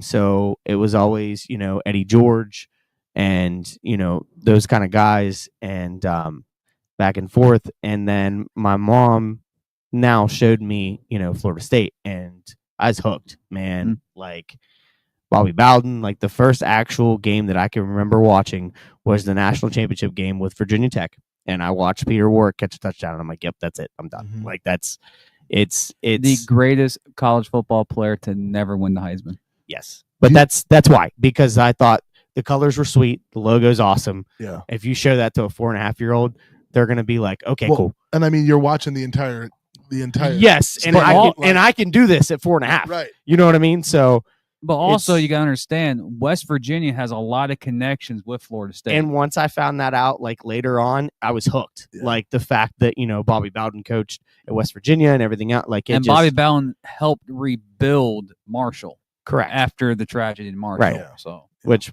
was awesome. So here's a cool thing. We Yeah. have the Wheeling Miners owners chiming in and asking if we're ready for Monday. Yeah. definitely already. Duh. why are we here? Yeah. Yeah. So I we can wouldn't find be no. here if Monday wasn't happening. Yeah. So, No, but yeah, definitely, excited for Hey, for it's Monday. not bad for a coping network, gentlemen. Yeah. Yeah. I was told by multiple people from a certain league that the reason why we created Inside the Walls Network is because it was a coping and we couldn't network, work with 'cause the we other could- one. because we couldn't work with the other one. Yes. What's your source? Says What's my sources? Yeah. I just think that's funny. Like, I don't know. That was hilarious. No joke. When we broke the news, shocked him on Yeah. Inside the Walls about Yep. Right Now TV. Mhm. 10 minutes later after the show, I get a text message. Who's your source? I'm bro, literally the official podcast of the National Arena League. the commissioner that we just had on the Yeah. episode 5 minutes before this. Yeah. Like, The commissioner. Brandon Eichert is standing right there. the general manager of The Right Now TV or whatever he was. That was before that. That was the okay, episode right. before Yeah, that. you're right. The commissioner sent me a text. He goes, "Deal is good. Yeah. Make an announcement." The 10 minutes after, I didn't tell who the source was at the Right. time. Like, it's when people really aggravates me. I guarantee if Duffy's still on here or Coach Resident on here, they know. There are a lot of I call them Facebook reposters. They act like reporters. They're not. They're only there to get their clicks and trying to Right. get buddy with certain organizations.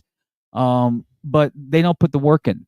Right. Matt puts a shitload of work in for Omaha show. I do for the Inside the Walls, Inside the Sharks with my co-host Bob. Also Carolina. And How dare you? well, hey, let's just say when you do a good job, people respect what you Right. do and they want to work with you. Right. Right. It's a business situation. Right. And Jeff does a shitload. We're willing, and we put a lot of hours into this. And having the opportunity of willing saying, "Hey, let's kick off our dream that we started." Like we did the championship game, AL2 post game, and what was funny is me and Jeff's like, "Will it be something if we can actually implement NAL game day, like college football style, together?" And we're like, "Let's see if the idea will work."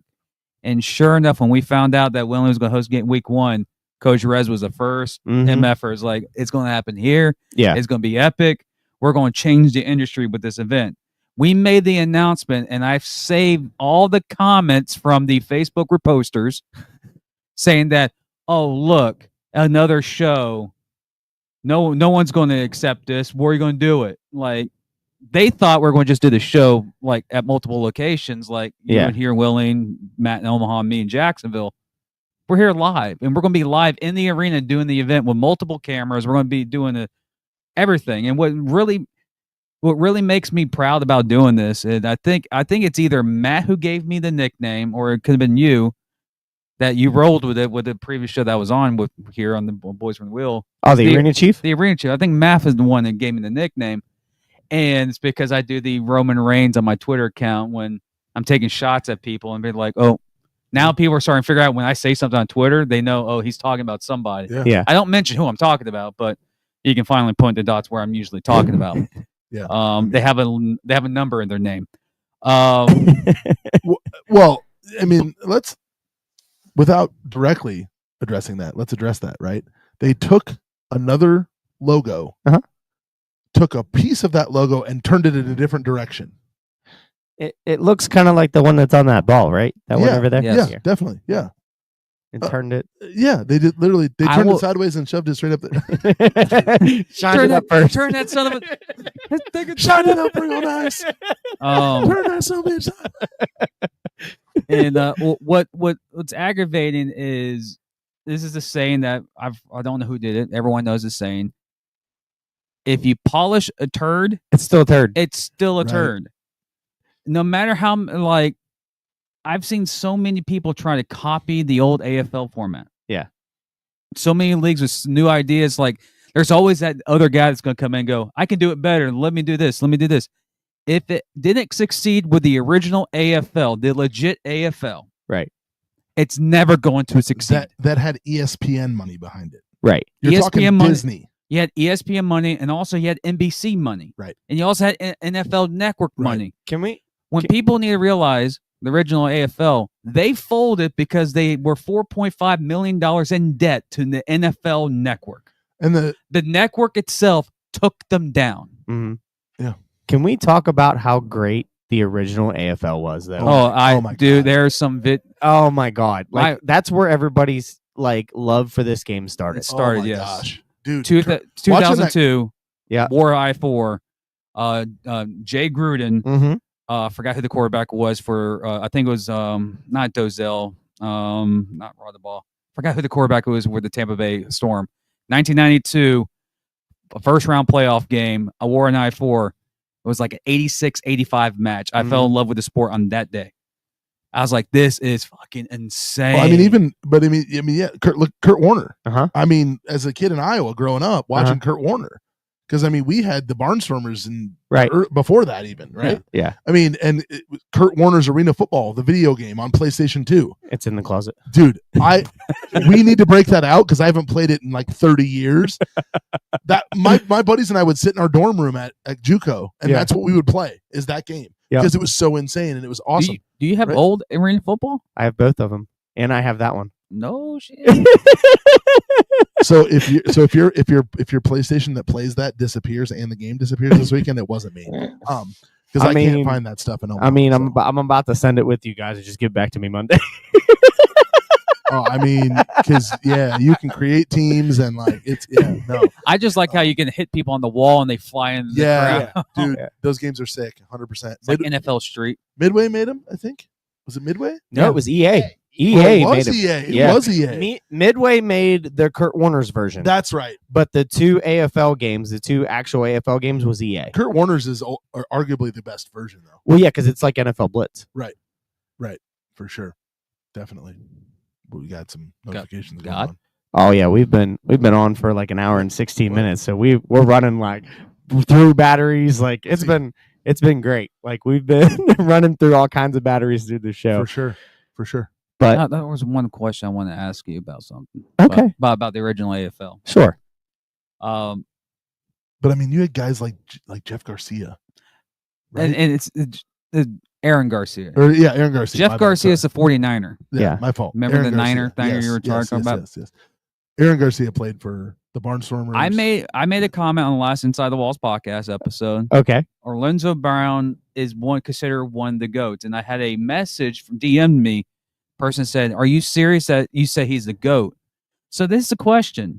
Okay. Who is the GOAT in indoor/arena football? 16,000 yards, 5,000. Right. Yeah. But you're talking original AF1. Is that what you're talking? Like, you had Aaron Garcia, you had Jeff Barner, you had Dozell. Cedric Dozell. You have like who Rodabaugh. who would be considered the Tom Brady of the sport? And Brown has a great argument because the dude has 6 rings? Yeah. Go ahead. Cedric Bonner. I would say Bonner. He has 4. Yeah. He has 4 with Arizona. It's got to be him or Dozell, in my opinion. Well, Grady has 3. I was gonna say Grady, but Grady has 3 with 3 different teams. Right. Oh my God. But does that make him more Brady than anybody else, though? Because Brady did it. Honestly, Graziani. Oh, yeah, because he played Dallas. He played for the Okay, so Aaron Garcia could be considered like the Peyton Manning of arena football. Right. He has 1 title, but he has all the passing records. Yes. Okay. Yes. But Brown still has an argument, even though he was the IFL version. Yeah. But 100%. But I mean, if you look there's at so much different. But like the Arena Football League and the IFL and the game that we know is so much different. Right. But who would be that quarterback that would take the realm this time? Is it Castronova? Will he still be? I mean, he's a hell of a player, and still to this day, I think it's one of Coach Russ's biggest regrets is Castronova. Yeah. I tell you what, I got it right here, guys. 16,000 plus passing yards, 4,000 plus rushing yards. So think about that. Who's your source? Who's my source? The Omaha Beef. It's right here. Damn. Says. Also Lorenzo Brown Jr., who I've spoken to in person.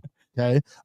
16,000 plus. You didn't do it. Where can they find this video, Matt? Okay. Hello, Facebook reposters. It's real. Trust me. I would say you could throw Neil up there as well, Nikon Neil. You could throw him up there. And then who was the Hunky Cooper? Yeah. Hell of an athlete. Yeah. Who was the guy that played for the Rush? The wide receiver for the Rush, Chicago Rush. Had a cup of coffee in the NFL. You know who I'm talking about. It's slipping my mind. You know, though, honestly, We're talking about quarterback play. Yeah, quarterbacks. Sorry. Powell. Honestly. Drew Powell. Yeah. Oh, for like the modern day. Yeah. Yeah. I would, yeah. Drew Powell screams to me Lamar Jackson. Ability, mobile, Yeah. wins. Yeah. He can get you to the playoffs, but he hasn't got you over the hump yet. Yeah. How many titles has he won? I don't think he's won one. It's if any, it's like one or two, but yeah, you're right. Every time 2 years ago But- with Arizona, he flopped in the first round of the playoffs, and they got smoked by Northern Arizona. But here's the thing. and right? then the And 2 last year, he years- got smoked by the Salina. yeah, and then 2 years before that, when they were in the championship game, they lost to Sioux Falls. Yeah. when he was at the Barnstormers. He can get you to the dance, No, but he that's not can't Neil. win. Neil was with the Barnstormers. He can get you to the dance. He just Powell was hasn't too. won in the dance. Powell played for the Barnstormers for one season, and I remember because the Barnstormers were terrible the year before, Oh, okay. and they won like 12 games that year. Ah, okay. And I think they lost in the playoffs. And the question is Dalton Sneed going to get picked up by anybody? Dude, all he knows how to do is win championships. Like somebody pick him up. Back-to-back championships, and he took Sioux Falls. Was it Sioux? No, it wasn't Sioux Falls. It was Bay Area, before Bay Area. Northern Arizona, You good? the Wranglers. Yeah, I'm good. No, that was Caleb Barker. I'm good. I'm just chilling. Mm. He's either played with Sioux Falls. Matt, you need to do some research. Google it. Google it. Who am I looking up? Dalton Sneed. Was Dalton it Sneed. before? Because he was Vegas. Vegas. he wasn't. He spent a cup of coffee in Vegas, but it's either Sioux Falls or Ironically- Quad City where he played his first year. Hold on. Ironically enough, when I opened my Google on my phone, guess what was on my screen? Huh. The Minneapolis Warriors logo. There Okay. you go. No thanks. Wait. Grady Garcia. Ooh, Grady. Yeah. Garcia. Question: who does Russell remind you of?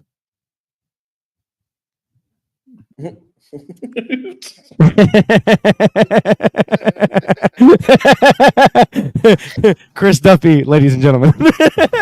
Sad. He saw that 3-0 count. He's going, I'm going to throw the fastball, see if he can swing at it. What was the guy's last name that I was looking up? Dalton Dalton Sneed. Sneed. Sorry. Grady, what can he? Well, I can't call Grady young because he considers himself old. Oh, Right. Sneed's. Okay, so Sneed signed with Arizona for the 2024 season. Yeah, Correct. But before that, he won a He was in championship. Bay there. Area before Bay that. Area. and then before Bay Area, he was either with Sioux Falls or Quad City. Northern Arizona. No, that was Caleb Barker. Shoot. Hold on. I'm trying to find it, guys. all I'm seeing here is like stuff from the CFL. Normally you can find their Wikipedia page, and I can't find it. Oh That's no, weird. no. The owner of 2023 Bay Area. the Willing Miners asked us a question, sir. Oh, what was the question? Squirrel again. Who does our Russell remind you of? Grant Russell. Who's yours? I have a guy, but I want you to see your answer. I'm gonna be honest with you. I've never seen Grant Russell play. Sorry. Shun Sorry, 12. shun the non-believer. Shun them. I'm a believer. I've just never watched him play. Unfortunately. Sorry. Do I get fired from game day? No. Good. Oh, we have some great candidates that can take your position, though. Well, I'm sure. Muth, you're up. Sioux Falls, Fucking half dead over here. He did play at Sioux Falls. 2022. I was Look right. at that. Boom. Look at that. Look at that. Look at me with That useless was knowledge. oh, you know what? That's funny because that was the year that I guarantee. Lorenzo Brown played for Sioux City. That's why That's why they Snead- switched. yes. Yeah. Snead went and played. Yep, because Lorenzo played a season in Sioux City. Yeah. Did he win a championship in Sioux City? I think so. Wait, 2022. Sioux- So we won it in 21. In 22, Salina won it. Salina won it In 23, you won it. against us. And then We 20 went to 4 straight, technically 5 straight championship games, and you just won the last 2 out of the and 5. we just won 2 out of the last 5. I think Well, it was 5. technically, if you look at it this way, Matt, if it was a best of 5 series, you got swept. You wouldn't even got the game 4 and 5. Yeah, technically, yeah. Now back to the quarterback about what he reminds me of. Grant Russell. I can't say. Well, it reminds me of Grant Russell of of Columbus. Yeah. That's It's two totally different people, to be honest. yes.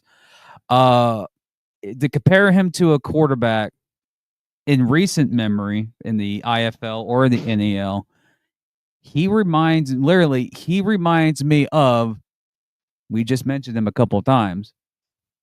Lorenzo Brown, a younger Lorenzo Brown. Because he can move and throw. He can move and he has accuracy and he can read defenses. The one thing about indoor football, a lot of guys don't realize, we're going to get a guy from college and he's going to start for us. The game's too fast in indoor. Yeah. Lorenzo, he's even getting up in the age. He's been around. He's won championships. Yep.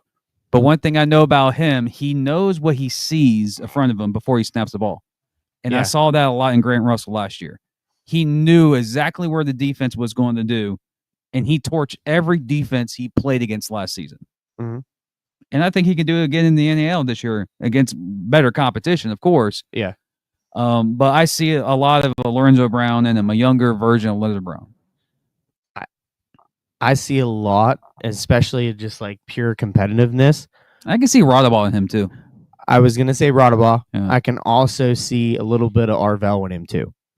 Because of He has the swag of Arvell. He does. And I think that's what he has the confidence like Rodaball. Yeah. So I think he has the knowledge of Lorenzo Brown in that. He's got a deep ball like Nelson, though. Like, dear Lord. Yes. But If you were to compare him to an NFL quarterback, who would you compare him to? John Elway.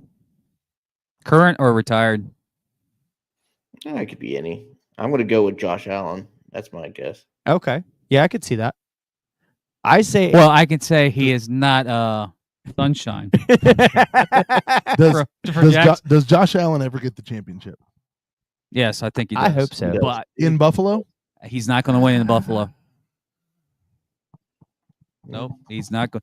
Hey, we'll take him down to Nashville. Ain't no Phil. We'll take him down to Nashville. You guys would take CJ Beathard down in Nashville. Shit, our quarterback puts mayo in his coffee. Hey. What you mean? Hey, Hellman's cologne hey. too. We'll pay him $230 million in Cleveland, guaranteed.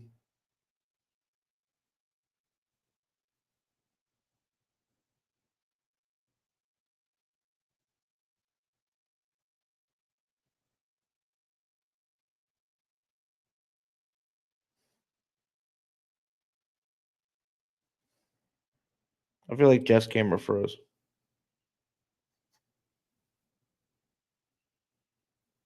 It's like we've never went on for this long before.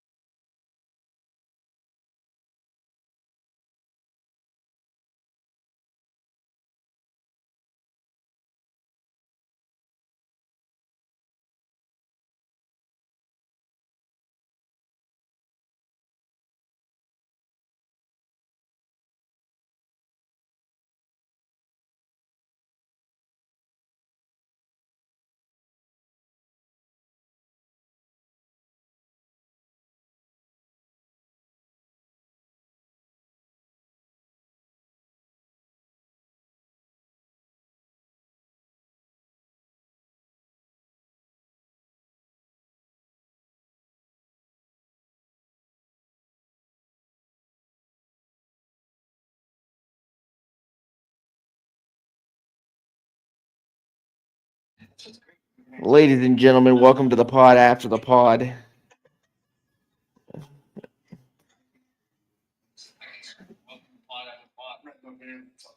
Yeah, I can't. It says your mic is muted. I'm kidding. I'll just piss Jeff off. I know. I'm just gonna piss Jeff off. Hey, we're back. Hey, we're back. Toodles. Check. 1, 2. Hey, Can I get in there? and that is Freeze the frame. end of the pod after the pod. Back to the pod. All right, Sean. Now we can't hear Sean. Still can't hear Sean. Now we can't hear Sean. Mother. No. Bang bang. Anything? No, he was like, oh, he's lagging behind pretty bad. Yeah, he is. Uh-oh. Oh well. Well, it is what it is, I guess. No. Oh, man. What a What show. do we netted to Roxbury? What is love? Oh, well, shoot. We'll get it. I'm Baby, sorry. don't We'll get a hurt copyright for me. that. We'll get a copyright for that. I'm sorry. Yeah. Sorry. Don't hurt Don't hurt me. me. No more. No more. What is love? We'll go to buy sheets so you can get some sheet tacos. Yeah. I haven't eaten in like 10 You don't hours. get tacos at Sheets. I say, Don't boys, do I think tacos. that's probably our cue. We need Yeah, to wrap this shit up. Tacos at Sheetz. Yeah, probably. We gotta wrap this shit up. Hey, you cuss on the damn radio. I do not. You just did, asshole. Fuck them. That's why. What the shit? Well, get all the curse words out now because we can't do that on Monday because we'll No. be live at 4:00 p.m. on Yes. National Arena League's social media accounts. So But we will make sure we have batteries and a charger and multiple things. electricity has been invented. Yes. So, but other than that, we will be using these same mics. So, So, This you, time- so it's okay to lick it? yeah, you're good. You're Just good. But we'll use the same setup. Baby, everything you will don't hurt me. be good. But yeah, I think What is love? That's crazy. It was like the 5-second lag. yeah, now that one's good. Now we're fucking behind. I gotta understand it. But what a shit show. But I appreciate you guys joining us for this shit show. Hey, it's been fun. Boys from the Wheel podcast presented by Shit. Ladies and gentlemen, this has been a shit show production. Speaking of that, if anybody would like to sponsor this shit show, Yeah, you better jump on that now. but well, someone liked the right when you said that. Someone liked the stream. oh well, good. No. What's the less than silver tier or what? What were the tiers again? Oh, okay. Here you Silver go. bronze. There you go. What's less than bronze? Amethyst? First contendered match. Wait, copper. I don't know. Copper's goddamn expensive right now. You get the right person, he's gonna take that copper. I mean, You should have a Patreon thing where like $2 a month and just help buy the boys from the Wheel a cup of coffee or beer. we For $1 a day, you can help a struggling podcast. hi In the arms Sarah of an McLachlan. angel. for just $1 a day. You can help this podcast. Why'd you stop singing it? I was doing the commercial for you. For $1 a day, you For can help. $1 a day, you can help this podcast. No That is more. a shit show production. Stop being a shit show. For $1 a day, you can help the indoor/arena football community actually get legit reporters that cover the sport realistically and not act like a fanboy. We are literally here live with Jim. Jim, tell us how you really feel. I can see the thought processing through his head. He's just thinking, you know what? Fuck them all. No, I mean, Not all of them. Not all of them. certain ones. no. I mean, not all of them. especially the ones that false claims and not coming from an actual source and stuff. Or I don't want to bring this up before we close the Sure. door. Don't hurt me, Matt. Easy. I was told by a social media platform that a certain team folded and that their team no longer exists. And they end up doing an upset this past weekend. Oh, yeah. And I know that sucked for Matt, but that's it. Don't report shit that's not real because this industry cannot survive certain information that leaks out. Also, if I can piggyback on that before we go. Yeah. It's not always best to be first. It's not. It's just not. Like, being first can actually be the most detrimental thing to do. I would rather you be accurate than first. Absolutely. I had that argument with somebody 2 years ago. to the point where they were literally ready to post something, and I said, absolutely not. Right. Because you're not going to ruin your reputation. You're going to ruin mine. And that's the sad thing about social media. Any type of social media platform or anything like that, you're going to have those people regardless. Yeah. It does not matter. Right. I mean, you can have your thought process about everything, but obviously, and especially if you're being you're associated as with the league like you are, Bob. you're literally going to have those people every single, Oh, no matter there where we you go. go. 10. 10. Bronze 10. Under. 10. Oh, yeah. Aluminium. Aluminium. Aluminum. Nice. What's the stuff they sell at like the Dollar Tree? Is that like the cheap stuff? You mean Poison. You mean the stuff that WWE buys for all their hardcore? Literally, if you go buy tinfoil from the Dollar Tree, it literally says on the package, "Do not reheat with tinfoil on it."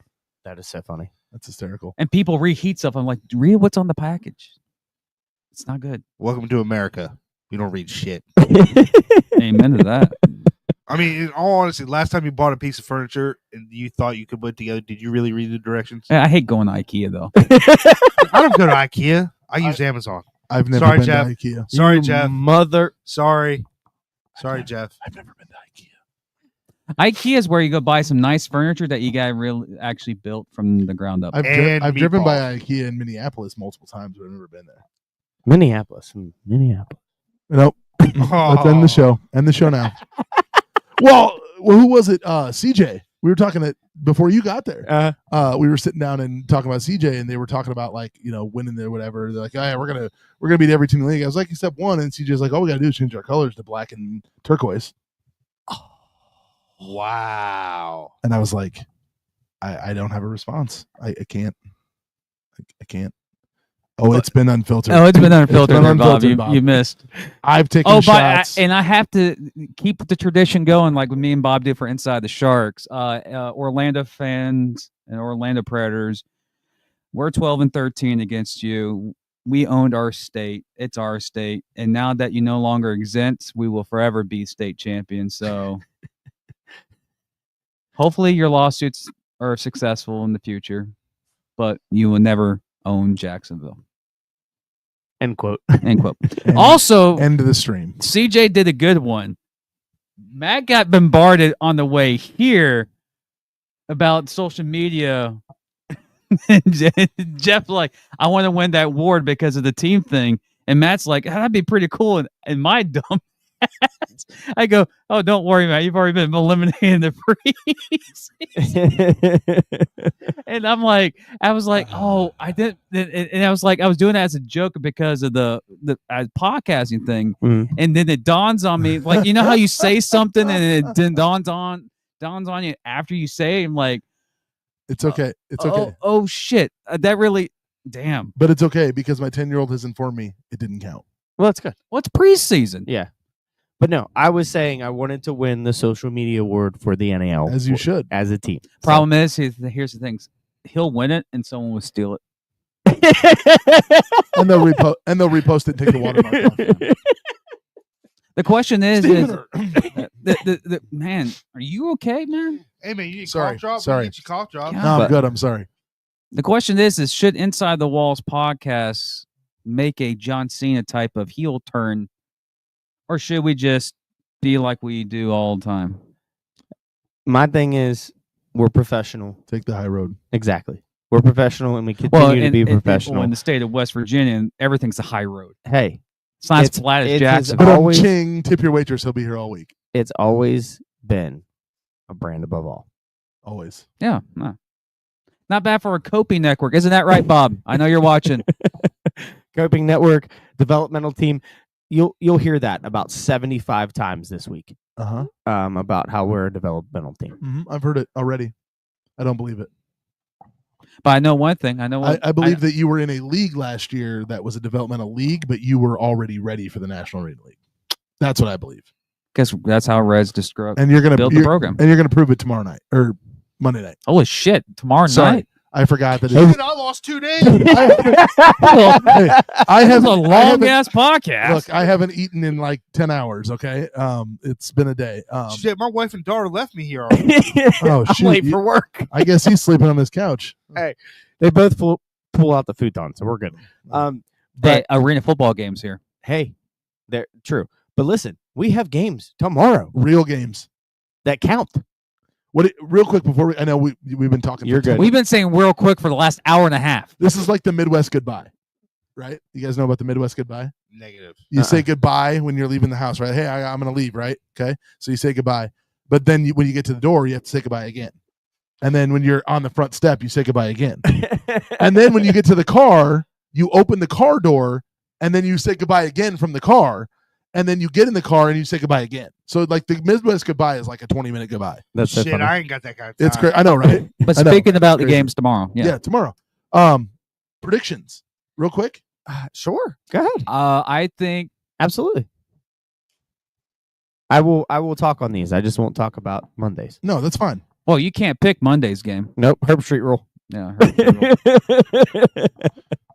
And when we pick other games throughout the season, I can't pick Carolina because I got to choose a side that I can't pick. Because he's doing Omaha, I'm doing Carolina, you're doing because of our loyalty on the network. Yeah. Predictions. I have a feeling that Omaha has been focused this offseason, this last week. I just feel bad to be if you're Shreveport right now. Yeah. And Because I think Omaha has a potential to release their anger and either win the game close or it could be a shellacking. Depends on what. If Dylan Van Boxel is healthy for Shreveport, it could be competitive. Right. But the scrutiny that Omaha has gotten this last week, that's a team I do not want to play. That's like, how can you say this? Could we see a Street Sharks replay? I'm going to tell you right now, Mike Tatum will not let that team come out and look like it did last week. There's no I- way. There's no way that happens. I think we can have a potential yes. Are we talking 100 points? I don't know what you're talking about. So the Streets' first game in the league, they ended up beating Jacksonville. Oh, okay. Yeah. So that was the thing, and I'm hoping like that Omaha got that out of their system like in the preseason game, and that's my thing. And it's crucial, even though, because you got to realize Omaha only has 8 games now in the NEL because they got 2 non-league games. And they're out of division games, even though they're not as important as interdivision. You got to look at the landscape of hosting possibilities, especially for the NEL championship. Right. If they, and I think Matt would agree with this, if they stumble against Shreveport, there would be alarms going crazy. If we stumble against, I'm sorry, all due respect to Shreveport, if we stumble against Shreveport, we better light this shit on fire and burn it down. Yeah. I don't mean to be a jerk. I don't mean to be that agree. way, but it's an expansion team that we know has 2 good players, 2 players that we know of on the roster who are studs. Yeah. Van Boxel's a stud. I mean, he just is, right? And if he's healthy, it's going to make a huge difference. Correct. And Denarius Antoine is a dog. I mean, like, I would love for anything for him to be in the orange black, right? I just can't imagine a scenario where what happened last week, whether the league tries to delete it, the NAL tries to delete it, whatever, like whatever happened. I can't imagine a scenario where that happens and then they go to Shreveport and lose. Yeah. I know Mike Tatum well enough to know that I just don't think it's going to happen. I could be wrong. If I'm picking, I think Omaha wins the game. Yeah. I just Too much to prove. They're gonna get loose in pregame warmups. That's Chris Duffy's and That's funny. Duffy's doing that. I mean, and they look. You got to realize Duffy's looking at it this way. He wants to host a championship Absolutely. game. That's the reason why. That should be your mentality. That should be every team's mentality in this league, right?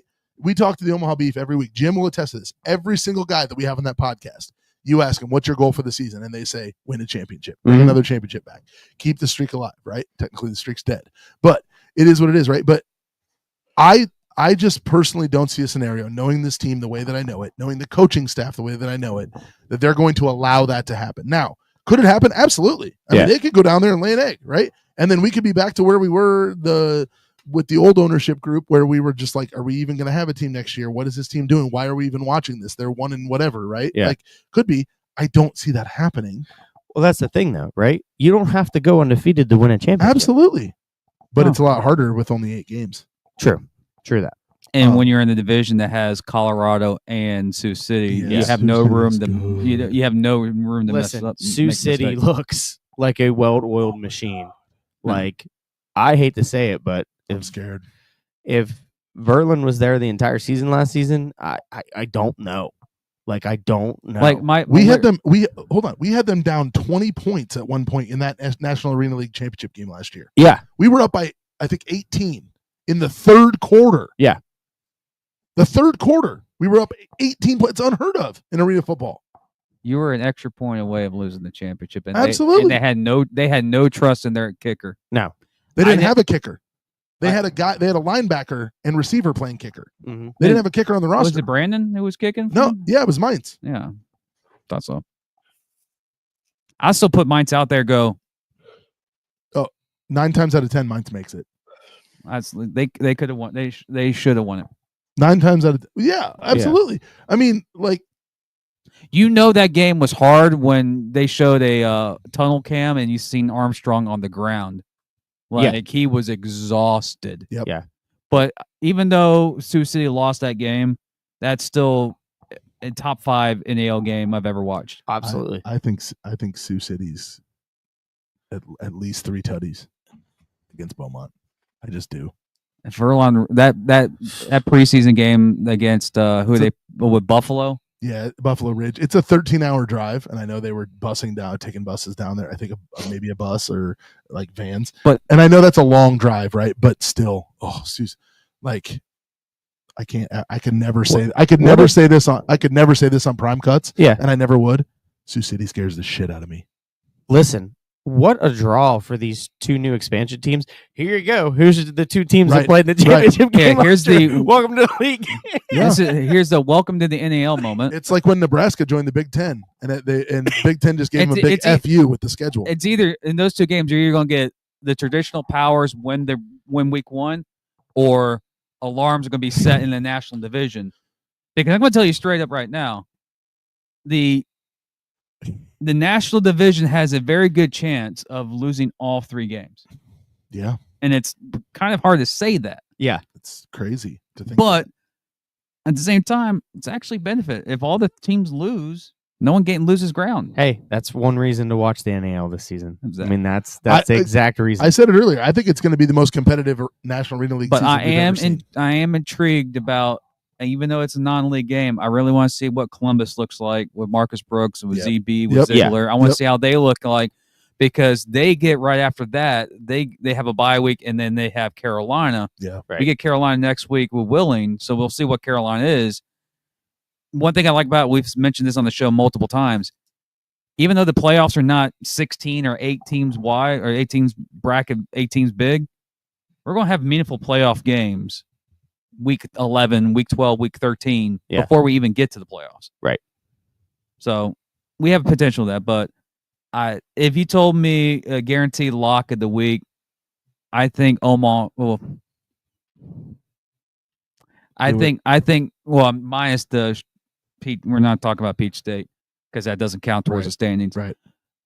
If you told me to give me a lock of the week, I'm saying Omaha. I just don't. For me, I just don't see them losing back-to-back games. That's un-Omaha like. yeah. We'll see. We'll have fun to talk about them on We'll Monday. find out tomorrow because Yeah, we'll be find with, out tomorrow. We'll be watching it. Are we watching it here? I'll be at work. You'll be at I work. work all day. We'll be at hanging out with the Willing Miners watching the game. Yeah, you guys will be able there to you hang go. out That's with true. the team. There you That's go. true. There we go. Yeah. Cool. Put it on the big screen at West. Oh wait, there's Wait. something going on at West Banco. Yeah, there's a big college Hi, tournament. Sean. Sean, what are your thoughts on this week's National Arena Oh, we League got 8 games? people now watching. Does my audio work? Yeah, you're Yeah, good. we hear you. We got you. Oh, okay. You won't be fined because you were here. Well, that's all that matters. I'm just waving. No, you're good. I'm half We asleep. see you. I'm just kidding. No, you're not. I'm ready to play some golf on Xbox. There we go. Golf. Oh yeah. Hell yeah. That's a thing. Yeah. Hell yeah. PGA 2K25. Oh, yeah. Where's that? Wait, let me guess. It was a $60 buy. Hell yeah, it was. Why are games so damn expensive? I I don't take know. that back. I spent the $100 on the deluxe. they got To your ass. play- Did you at to least play- get Arnold Palmer or something? No, I got to play it like a couple days early. I mean, I just like what EA Sports said. Like, we're thinking about not launching college football in 26, so make it an every other year type of game. liars. They're already making 26. And they're already making 26. Because it made too much money. Oh, yeah. Yeah, I Because I was sure as hell one of the ones that bought it As soon as I could pre-order. Everybody in this room bought it. Oh, dude, that game. As soon as I heard it was coming out, I said, "Bonnie, sorry." and the very first thing I did, because I'm an avid Michigan fan, I beat Ohio State by 100 points. First thing I did. Funny. that First thing angered- I did was created my community college that doesn't have sports on Team Builder. They got to fix Team Builder next year. Not to go on a tangent, but they And- got to fix Team Builder. And then his brother-in-law John, who is probably passed out on his couch right now, decided to do his dynasty with Tulane and won 10 national championships. Or Yeah, something like that. That's the joy of it. went knee deep in recruiting. He recruited all these guys. Like he was so far out there was not even names that anybody knew. Yo, Like when I was in college, my buddies and I down the hall had a dynasty that we did on NCAA football. And we got in the weeds. Like at one point we were like, okay, everybody has to, that was back when the FCS teams were in it. Yeah. And you could put them into the, so we're like, okay, everybody's got to pick an FCS team. So then we had to fight over who was going to be Northern Iowa because we were all from Northern Iowa. So nobody can be Northern Iowa, right? So then we did the whole one night we did our thing. You got 4 guys playing in a dynasty. We were like, you know what? We just get done with the games. It's 9:00. I've heard rumors that let's- FCS teams are coming in this edition. Let's do our recruiting, right? oh We did- man, we did a- FCS Southwest. Damn it. No, the- FCS Southwest Pandas. FCS Southwest Pandas that they gave a So Madden no. roster. Yeah. But no, so me and my buddies are playing, right? And we're like, you know what? Last guy got done with his bowl game or whatever, right? You know what? Let's do recruiting. Next thing we know, it's 4 a.m. Uh huh. Oh yeah, you can do that. Like Dude, it's 4 nuts. in the freak, and then we all slept through lunch. It was crazy. But I can confirm that Florida State did make the playoffs. Yeah, absolutely. I have a couple national titles to show. I haven't. I got through 2 seasons. Yeah. Why is it always the same four? I've simmed this game before, 4 seasons. It's all the same freaking teams that make the playoffs. But if you watch, But it's not the ones you think that make the playoffs. right? It's like Middle Tennessee State. Like Middle Tennessee State, Texas Tech, BYU, and then the SEC teams Bunch are of freaking stokers. Goddamn suckers. Vandy made the playoffs in my game. I'm like, how Vandy will never even touch the playoffs? I was watching one streamer, one YouTuber, right? And he does these rebuilds of the teams, right? Empire, was it Empire? You've seen that one And no. where he spins the wheel and he goes Florida State plays Georgia Oh, or Iowa. Oh, And it's an imperialism. Yeah. Those Well, are pretty. it's that guy. It's that guy. Oh, is that? I know you're But- talking about, yeah. But in one of the ones that he just recently did, a Boise State quarterback won the Heisman 4 years in a row, Jesus, just randomly, and he wasn't playing as Boise. that's crazy, Is it Yeah. Killing Moore and reincarnated right? Like something. Yeah, it's crazy. So or Ashton? Well, who's the rolling- was it rolling Ashton up to Jeffrey? 2 hours. Dendy. Yeah. Listen, let's wrap. Yeah. That's Yeah, because we got to do a Let's wrap 2-hour this- show on Monday. Almost. yeah. Let's wrap this shit up. So listen, this has been a blast. There's more people watching now than there was earlier, which is hysterical. But hey, it's been fun. We've gone through 2 sets of batteries, 2 different laptops, chargers. Yeah. It's been great. I mean, we've I forgot I to do call not my know what the dad. hell's going on over there, but Sean, you're just here so you don't get fined. I am. But- I need some Skittles. You got a whole bag of them. Probably got some sweet tarts in there too. Probably. Jim, cheap plugs, really fast. For Give them what? to us.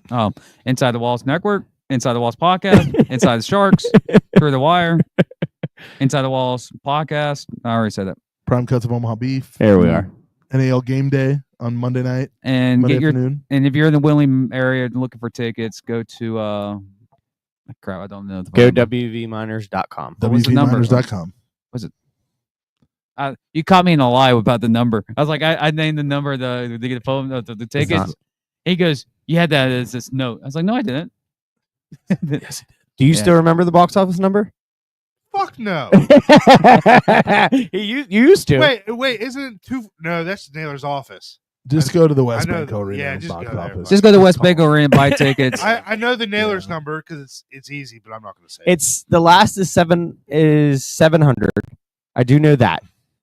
232-700? You want me to find out? You mean 7,000? Or yeah, it might be 7,000. This ain't Yeah, England. try 700. See where that gets you. You're gonna call some poor Irish fellow. Let's see. 304-233-7000. There it is. Yeah, there it is. 7,000. Yeah, 233. Ladies and gentlemen, I'm pleased to report that we're all getting fired by the Willie Miners. It's better go in person, okay? But Yes. that's one thing you will notice though, and it's funny. And Coach Rez brought it up, man. I'll Shit leave ton of everybody. walk-ups. I'll leave you with this. Exactly. Everybody will walk up and buy tickets. Like we are such a last minute city. Mhm. It is unbelievable. Like you'll see. Well, and walk up a little bit early for NAL game day. we're gonna be inside though, right? Because it's cold. Oh, we're supposed to be on Monday. 4 p.m. Probably I 14. mean, let's see, degree. Oh shit, it's gonna be 60 degrees. That's Oh not gonna be. shit! Jeff, your ass is getting thrown in the river. It's coming. Yeah. I'll have hyperthermia by Tuesday. You'll have hypothermia by like 5. They'll make Jim and I do the game. Yeah, somebody got to get a hold of Thobert and let him know that he has to do the game solo, or somebody else has to go do color. Yikes. So if I get arrested, I got to get out of jail before at least 10 o'clock because I got to be at the airport by 10 so I don't miss my flight. So I don't get fined. Good luck. But listen, Good luck, yeah. good Lord, listen, we've been on for 2 hours. Holy fuck. Yeah, time to shut this shit show down. Listen, thank you guys for coming and hanging out. It's been an absolute blast. Mhm. If- Oh, it's only Friday. We're here all weekend too. Right. I mean, shit, who knows? We may jump on for another fucking show. Who knows? Pop up boys from the wheel tomorrow. Hey, I'm off this whole fucking Investors weekend. You potentially. just let me know. You? I'm off all weekend. Let me know. But seriously, thank you guys for coming and hanging out. It means a lot to me for you guys Well, to you say. technically picked us up, so True, but you guys were like, "Hey, let's and do we your can't show." technically steal shit because you're all right. Yeah, there you go. That's how you. That's Yeah, how you keep there's some stuff. WWE championships up there that I like. There's multiple old figures. I mean, I'm talking about that winged eagle. Hey, right look, there, it's bro. legit Like, Hulk you- Hogan when he was actually a heel character. That is an actual 90. I want to say 96, 97. Stone Cold WWF vest. There's still a WWF patch on it, the one that's hanging on the wall. That's sick. Yeah. That's sick. All right. Have a good night. Yeah, time to shut her down. Thanks, Sean. But Sean, thanks for being there. I guess. Yeah. Moon, I mean, I thanks was for here. thanks for helping me coordinate all the craziness, the loose batteries, and I didn't do shit. and the cameras falling. And I'll see you on the link, Sean. Beat your ass in 18 holes. We're playing motherfucker. Scottsdale, motherfucker. Beth We're played playing a lot. Oakmont, cuh. No, Beth Page. Did that Beth Page? Whoa. The Betty words, Page words are a Black. thing. It's probably on there. It's probably the creator. I think it's build. at Barclays, isn't it? Is that the Yeah. course? It's I probably think a so. creator build. I would Somebody say. probably created it. Probably. But- The Masters is in it. No. No. Well, They then don't don't have- fucking buy the game if it doesn't have the Masters. No, They don't- because EA. The only copyrighted major that's not in it. Yeah. Yeah, it's the only Because major. it's that's not freaking in But- EA. EA. I'm surprised we haven't been flagging out through the wire yet I know. with the tradition like no other. Yeah. That's but, actually the Masters. shit. yeah, but we haven't said anything. But Yeah. Jim, you are now a veteran of the show. This is your second episode on it. Yes. Matt, thanks for coming and hanging I'd out. love to come back sometime. Oh, absolutely. Listen, that's what it's for. I mean, it's everybody's venting session. We say what we want when With we or want. without the snow. Probably without, I would Okay. say. yeah, but- Sands. I've had enough snow. Probably in June. There's probably still snow. I don't know, because in June we might have to all be together in a different city. Hmm. Oh, look. Boom. Out 03 coming up next. Now the question is if not willing, then where? You know where. There's this lovely place in the middle of nowhere. Oh, Sioux City? Nebraska? Bang bang. End it now. End it now. I think And it's no, also it's called, not it's called Minneapolis. Nebraska. It's a place where the beer flows like. No, I'm just kidding. No. There's a lovely city that has a lovely baseball field that they play the College World Series at. Oh, in Council Bluffs? Council Bluffs. What? Oh, you mean Omaha? Yes. Oh, Yes. Compton. That place. Compton. Compton Central. You know you're going to ask me for an intro, and you better watch it because that shit will have Compton We're on gonna have Easy E coming down the road ride. down the street. it. Rolling down the street. Smoke. Sipping on gin and June gin. 14th, we'll see you back here, and okay, maybe we will. Maybe we will. Hey, he's also your ride, so you got to remember. No, I fully am aware And that you I'm are gonna you have to- experience his multiple tasking. dude, it was insane. Don't know how you do it, Rez, but much respect for you, man. More than I already had. It's freaking hysterical. We're like, oh, here we go, and then boom, Rez drops in. Just wait, Ricky may chime in here. Oh in a god, yeah. second, then- Ricky's been in here before. He's Yeah. been he's Yeah. come and hung out before. Yeah. Okay. Hey, let's Which cold is call Rez. Yeah, straight up FaceTime. FaceTime Rez right now. I think we would be here until midnight if we did that. I think we Send should him probably the, call it. I a would say night. send him the link to stream right now. I think, yeah, no, I think we should call it a night. He's probably at the West Banco right now. Hey, Right. probably at the Oh. hotel. I would He's say probably ba- at they the got hotel. well. Nah, that game's probably been I over would for say a that while. It's basketball almost game's 11 probably o'clock. over. Oh. Because today would have been the boys, right? Because the girls Yeah. yesterday. So here's my tomorrow. question. So right since the camera fell, how long have I been out of the shot? For like the last 45 Pretty much the minutes. entire From time that you put the Milwaukee. camera back up and plugged that Yeah. computer in. Yeah. Yeah. We just left. Yeah, they just left. Cool. But yeah, that's how long we've been on. We've went through We 2 actually- laptops. We Multiple actually gained batteries. Viewers once We Jeff did, connected which is to crazy.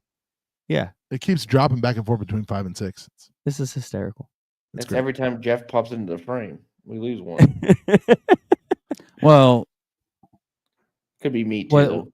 I feel important because I'm on there twice. You were trying to find Jeff. He's just the voice, the faceless voice. Yeah, I'm just in the hole somewhere. Holy Yeah. shit! It's 11:45. I yeah, know. no duh. I know. I still got to get you guys back, and I got to go back here and get to bed, and I got to work in the morning. And Jeff, you got to be up at like 5 a.m. yeah. Yeah. that reminds me, I got to turn off my alarms. Meanwhile, I'll leave you with this. If you know, you know. Yes, sir. the more you know. Think about it. Think about it. Think Oh, about I it. know. I knew what it was as soon as I read it. I know because Okay. there's someone that's associated with that organization that helped start stuff. Oh. I won't shed a tear. We've known for weeks. Yeah. When they didn't have an arena in January, I What- knew. I'll ask this. What's the fascination with Cowboys themed stuff and arena football?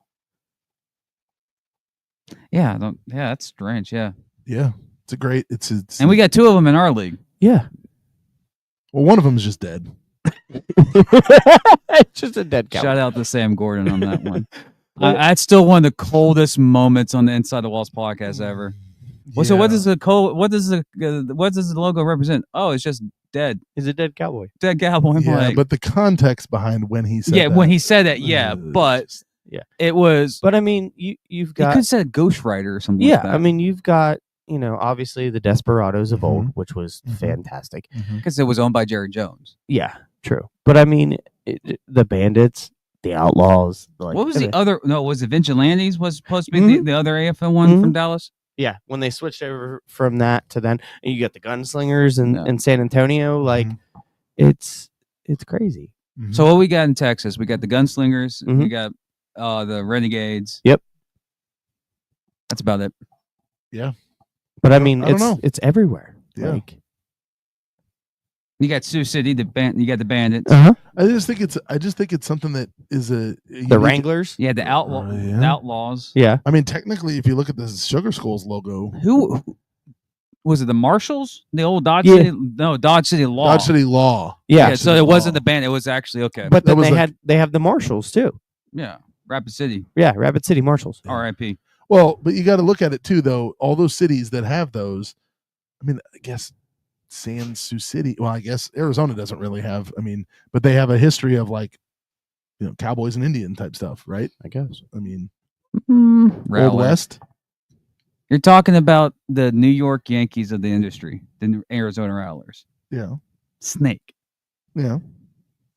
If I was a person who was going to create an arena football organization, I would not put them in I Arizona. would not put them in Arizona. or call them Arizona. You're good with how Yeah. the Sugar Skulls are Tucson and Northern Arizona. Northern If Arizona. I was a person who would want to create a league, let's give it a title. Arena Football 37, whatever. I am not putting the team in Arizona, especially Phoenix, because of the relationship Kevin Guy has with that city. I'm not putting the team in Jacksonville because of the Sharks. Right. I am not putting the team in New York because any team that plays in New York fails. But would you? Period. But would you tell people that you're I'll- going to have all these markets and then not actually have? I'll start with 6 teams and grow slowly, like the Arena League. Yeah. The TAO. Listen, Fun league. I love it. I'm going to pay more attention to it this Fun year. league. I paid a little bit of attention to it last year, but I would definitely pay more. It was entertaining when I watched it last year. Yeah. Kansas City is playing 2 hours from where I live, and I'm contemplating driving down Goats? there. Yeah, the Goats. That's awesome. 2 hours from where I live. And How I'm can you call a team the Goats when they're not really the Goats? Listen, their logos and names are pretty funny. Yeah, It's and this is kind of a jab at a lot of people, not in our league. Can we get away from the AI logos, please? Yeah. Spend money to actually create damn good logos, please. All Just saying. Ray, good? We're good now? We're We're good. over Good. 2 hours. Good. Coach Rez made an appearance. I'm done trolling right now. I'll just wait for the reposters to inform us of some stuff that I've already known for months. That's funny. Matt, There you've you been go. in 2 shots, so that's great. I mean, you're I feel blessed. I mean, it's almost like I'm the star of the show for once in my life. Shawnee, we'll see you on the links here in a little bit. Yeah, sure. You have to be up at 5 a.m. What are I'll you be talking fine. about? Oh my Smooth. God. Appreciate you coming in person. Appreciate it. Go Our daughters, Jags. our daughters had a hell of a time downstairs, I'm sure. What? Go Jags. Okay. All right, I ain't got time for this. And we could spend a whole another hour on the We- AFC South dumpster fire. The whole division sucks. We just dropped Harold Landry. Hey. And we just gave our rival our best receiver from last year. All right, have a good night. Peace. Once again, been a great episode of Voice from the Wheel podcast, 2-hour episode. It has been a Inside the Walls network takeover. Thank you guys for coming and hanging out. NAL game day on Monday. We'll see you then. Peace.